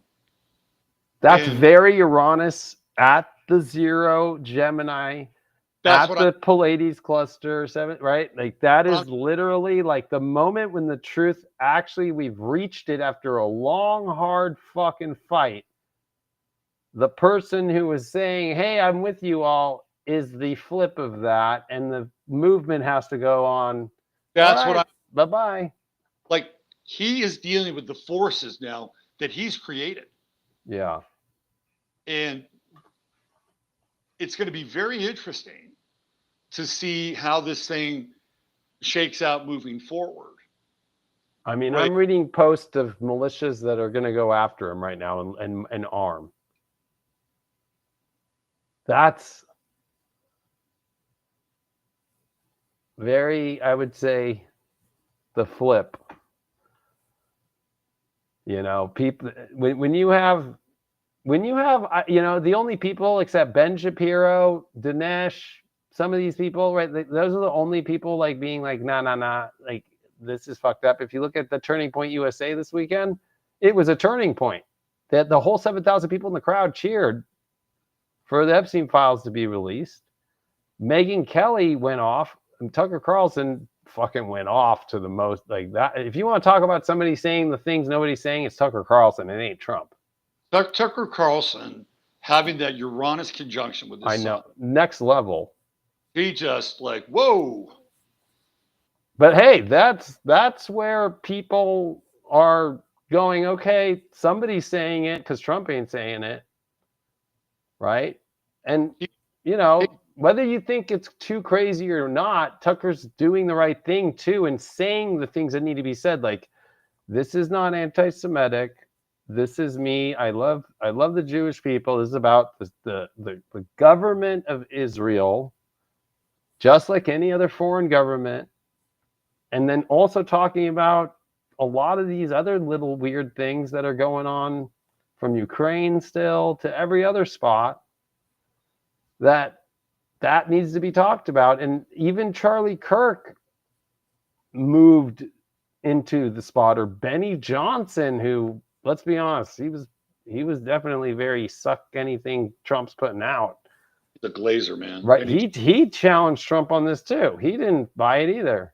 Eddie Johnson's initials are BJ, by the way. I know. I mean, I'm just saying that guy's every post is look at how amazing Trump is. But like he went, So there's a lot of people going, right now. And that's a good sign in my opinion. But I think it's gonna have that's where maybe that part of the convo we're at, we'll have to talk in a week or two or something, because that's where the people in the background and what's happening behind the scenes that we can't see during this Mercury retrograde, that's where the real action's going to be. Is like, because if Zelensky's getting all these weapons now and the most we've ever sent, I mean, we're now really at the World War III gate. Astrologically, we're at that with the worst guy in the world, another Aquarius with Pluto all over his shit, with weapons that will hit Moscow, and Trump encouraging it. I think a lot of the war stuff, this is just in my opinion, a lot of it is theater, and scripted out. But I also feel like, I mean, let's be honest. If Russia really wanted to fuck Ukraine up, they could have done that 3 years ago. I agree. They have the weaponry. They could have just absolutely smashed Kiev. Well, did you see what they started hitting 2 weeks ago? All the recruitment centers, even though there's no more people to recruit in Ukraine. But they targeted all those. And right, so they're like getting into that territory, and then the fact that the drone, like Ukrainian drone attack that was planned out for years, happened on Russia from Ukraine, and then just weeks later, the same thing in Iran with all the scientists and the head of the head of all of the generals of the Iranian Republic Guard, like all dying the same way. It's the same hand. I'm very suspicious of the war stuff because we don't really know.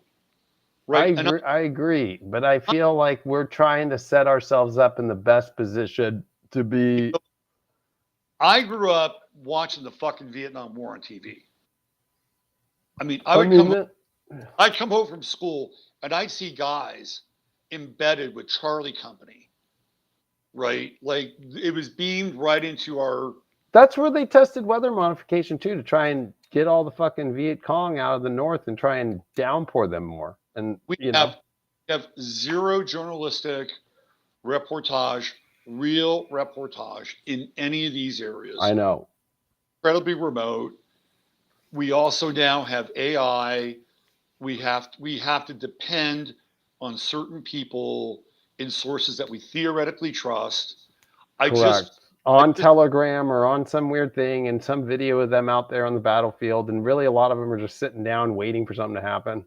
Yeah. But it's very World War I like trenches and just. Well, it is in that part of the world, right? Right. For sure. Yeah. So I am always dubious and skeptical of like the war stats. I mean, even this bombing in Iran, like, do we really know that happened? I mean, seriously. I mean, we're going to take Trump's for it, right? And even if it did happen, they let the Iranians know far in advance where it was going to happen, giving them plenty of time to move their shit if it even did happen. So I'm just really dubious about it, especially with Neptune and Aries. It's like, what do we believe? I know.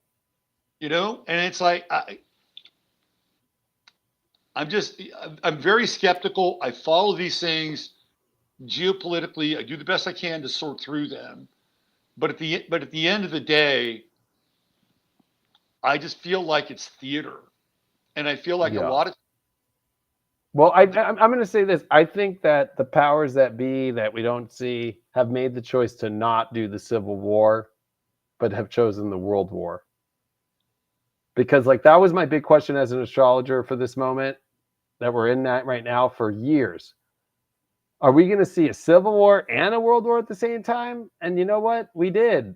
that's what the last 3-4 weeks was. We saw the world all looking at, okay, Trump's gonna hit Iran, and at the same time you have Marines and National Guard in fucking LA clashing with fucking civilians and about federal buildings and federal law and state law, and then this rogue kind of state, California's governor, kind of choosing to then kind of be like, all right, I lost in court and I'm not going to fight too hard, and now I'm going to go on Republican fucking podcast and try and win the 2028 election instead. And I feel like they just pulled like 3,000 of those National Guard out today. So it looks like they chose for Europe to get hit, because I think the plan, and I've said this, and I hate to say it, but the plan is to have Ukraine hit Russia, Russia hit Germany, or fucking any of these NATO countries. And that's what all those G7 meetings are about. I mean, for me, the war right now is the disaffected people. I agree. On everywhere. That's the war. This is something tangible that we can see, listen, hear, feel people's responses, and it is oppositional. I think I agree. I think the problem with it, though, is nobody's going to do enough until it gets to the place where he calls a draft and nobody trusts him. And that's his final, card to play down the river to flip. And then now you're getting into, I mean, he's already flexed I think Sean Ryan's talk with Gavin Newsom, the only thing that I don't agree with Gavin. It wasn't about Gavin, it was what Sean Ryan said. But he didn't like the way the military was put into LA, because he's very military, and he's like, that's like the closest to martial law I've ever seen for the most extended period of time. And how they started sweeping and clearing, like in LA, right? It's like, that's where, Trump, if that got to it, and the new draft laws through selective service, right, automatically register you. They've had on the docket to add women, right, that the Democrats threw in there. That's for the next fucking pass when we get to the defense bill. That always comes at the end of the year, in the fall. That it just, the way they've set it up and the way they keep talking about how many people want to join the military, and especially there's not a lot of jobs in the job market, unless you're an AI, but the military is offering your spot. It really does feel like, not that it would be ever too late, but I feel like that's the hardest part about this year astrologically, is that we're not going to keep this energy going forward. It's going backwards. To the place we do not want to go. The end of Pisces, Neptune back there, Saturn back there, and Uranus back into Taurus, and it just feels like where people will feel like, oh, I get it now, and I think we'll make it through. But it's like one of those things of like, the biggest test astrologically I think we will ever see in our life is coming after the first eclipse in Virgo. This guy, Happy Camper, brings up Cira Orsini, who shows up in countries where there is war. He brings pizza. Cira Orsini's buddies with Sasha Stone. You know Sasha Stone? Yeah, I know Sasha Stone. That's one of his buddies. He's in a bunch of pictures with him. I want to get your take. I mean, that's all the LA Conscious Life Expo that I do every year, like that crew and all that stuff, right? Like, that's the LA spiritual, that's left over. A lot of people left because they weren't really spiritual. Yeah. But that, like, Sasha's in that, and that splits off into different groups. But like, there is like still those that stayed, like me and other people.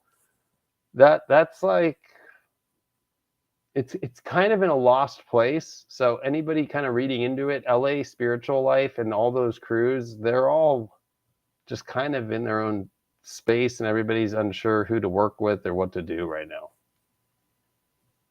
It's pretty fractured. I want to throw this out there because somebody, Woke One's Revolution, brought up Yellowstone. Have you seen these videos of these animals leaving Yellowstone? Have you seen this? Mm-hmm. Okay.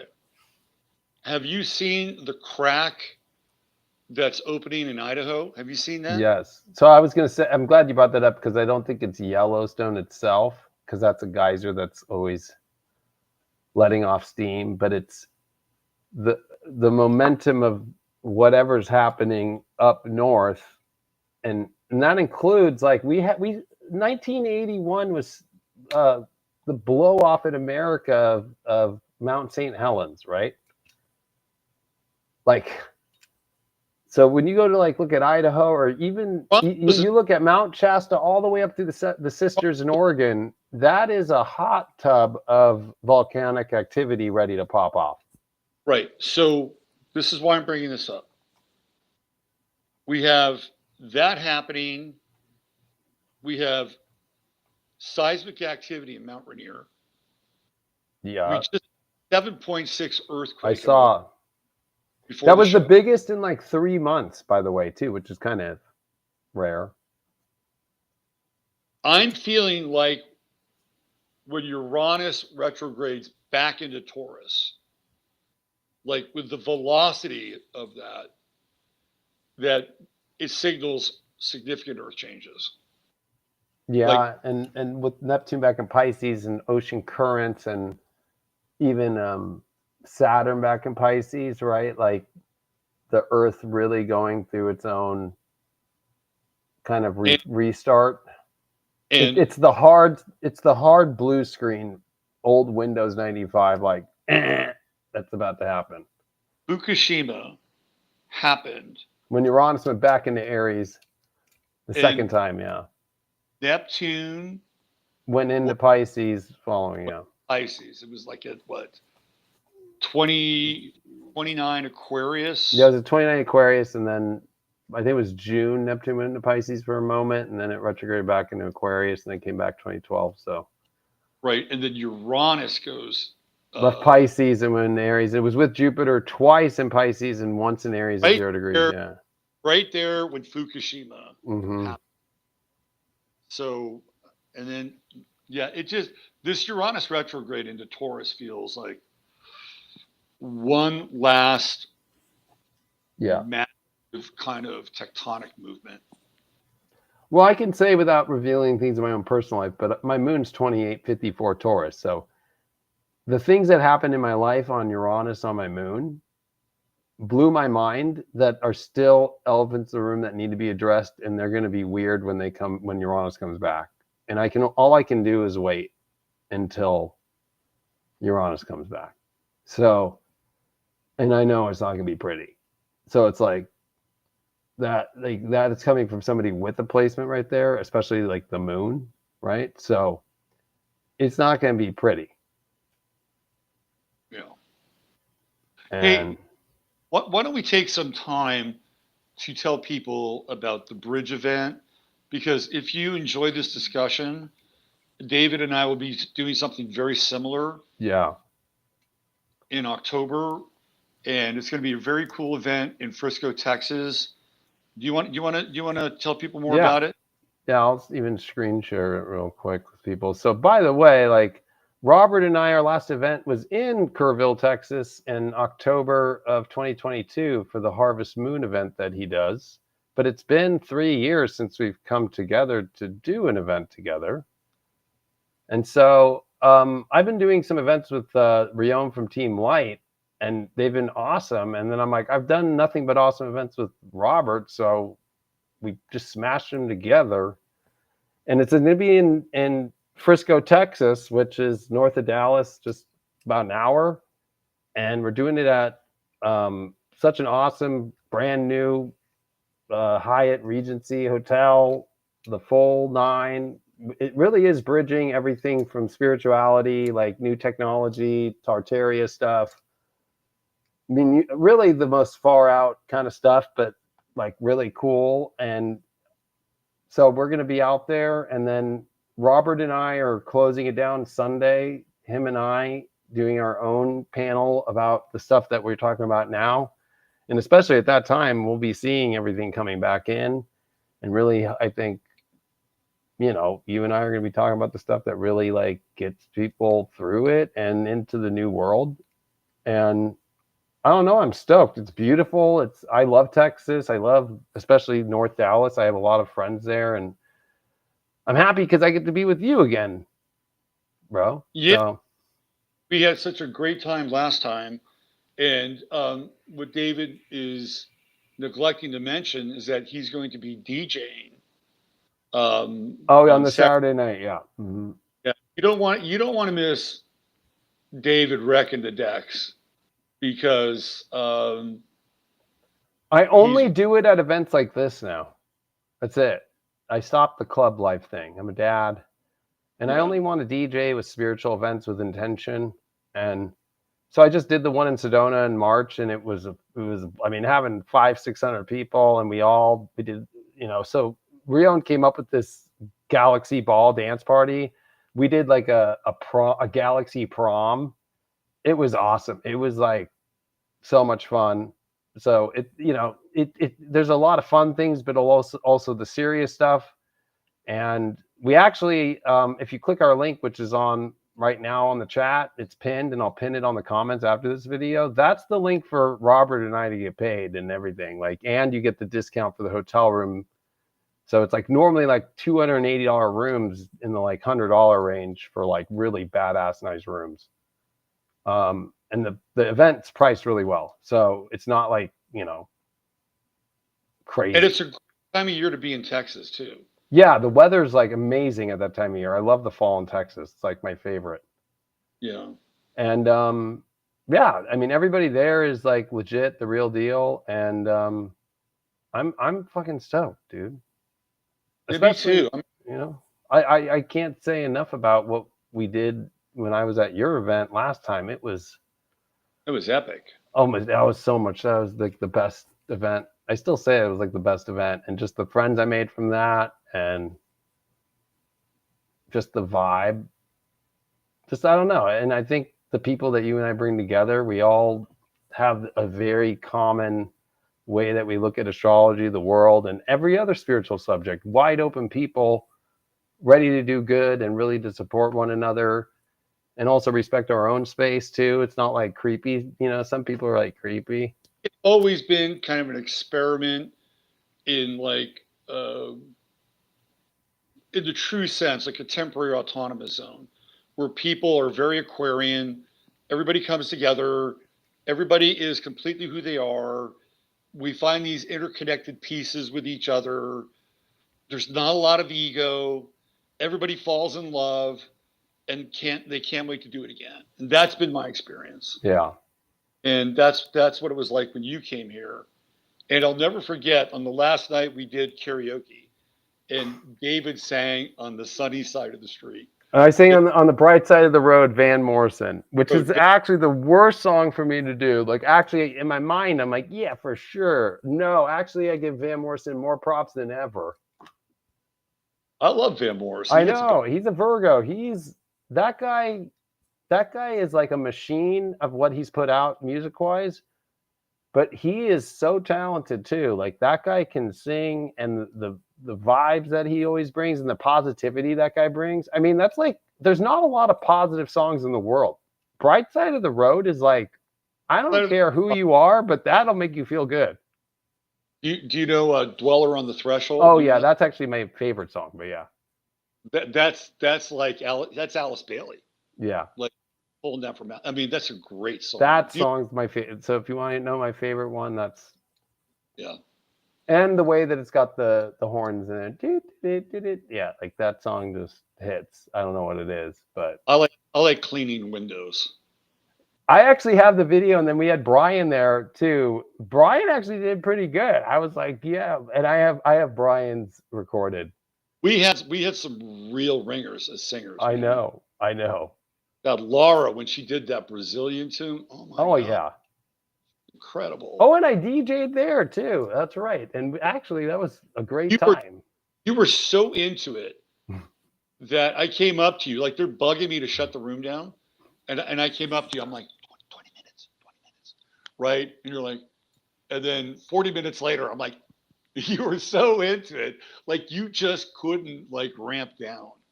And I'll never forget, you're like deep into the mix. And all of a sudden you bring in Ride Like the Wind with I Christopher. know. Yeah. I'm like, fuck, this is genius. Like, this is totally fucking genius. How you brought this in at this tempo, and it was so good. I mean, I also go with like, hey, we were doing yacht fucking party, fucking Yeah, like, and I'm like that, like, I'm actually with your vibes on that. All that music, my dad and I grew up with that shit. I'm like, fuck, I love that. So I yeah, always mix in whatever the vibe is yeah. and where people are at. And I think that's where right now, there hasn't been a lot of events, and especially this one's great because it's cheap. It's cheap. Like people are overcharging like crazy now. I agree that this conference is affordable.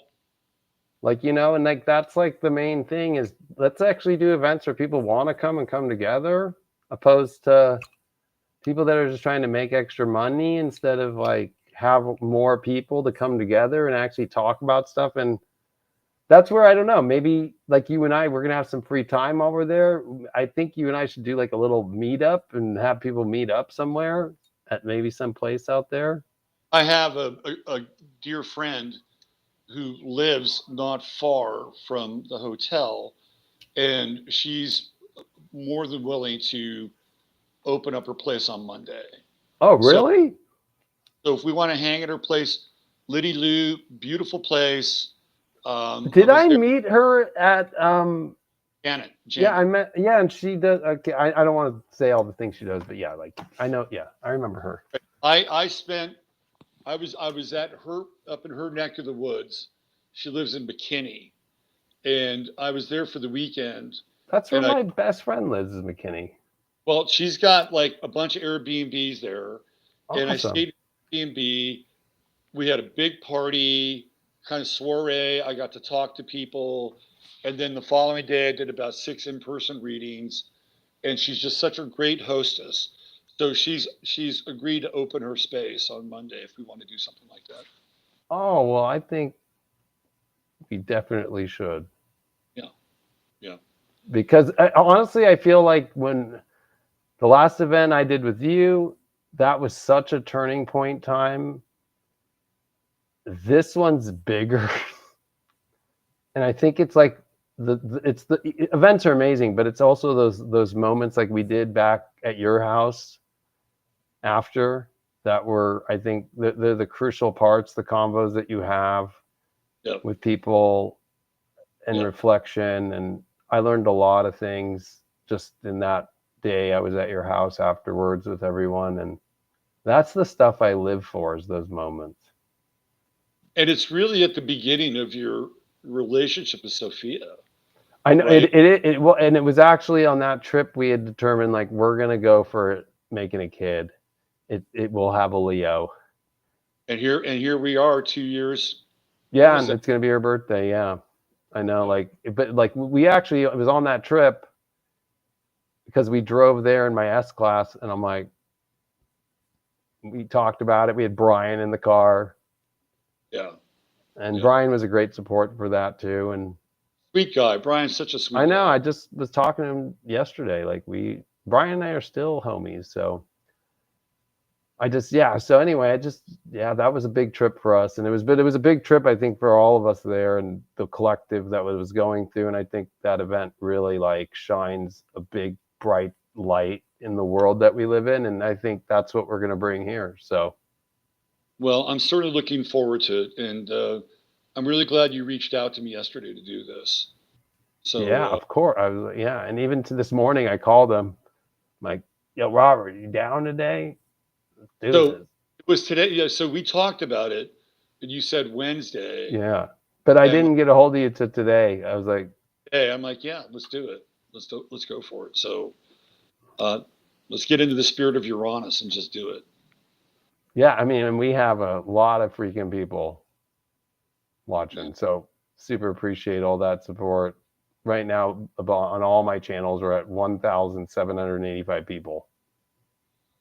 Well, I know sometimes I could be a bit harsh and abrasive to certain people that are looking for a specific message, and I'm unapologetic about it, right? And I'm not trying to be provocative or trying to, shoehorn people into any kind of viewpoint or perspective.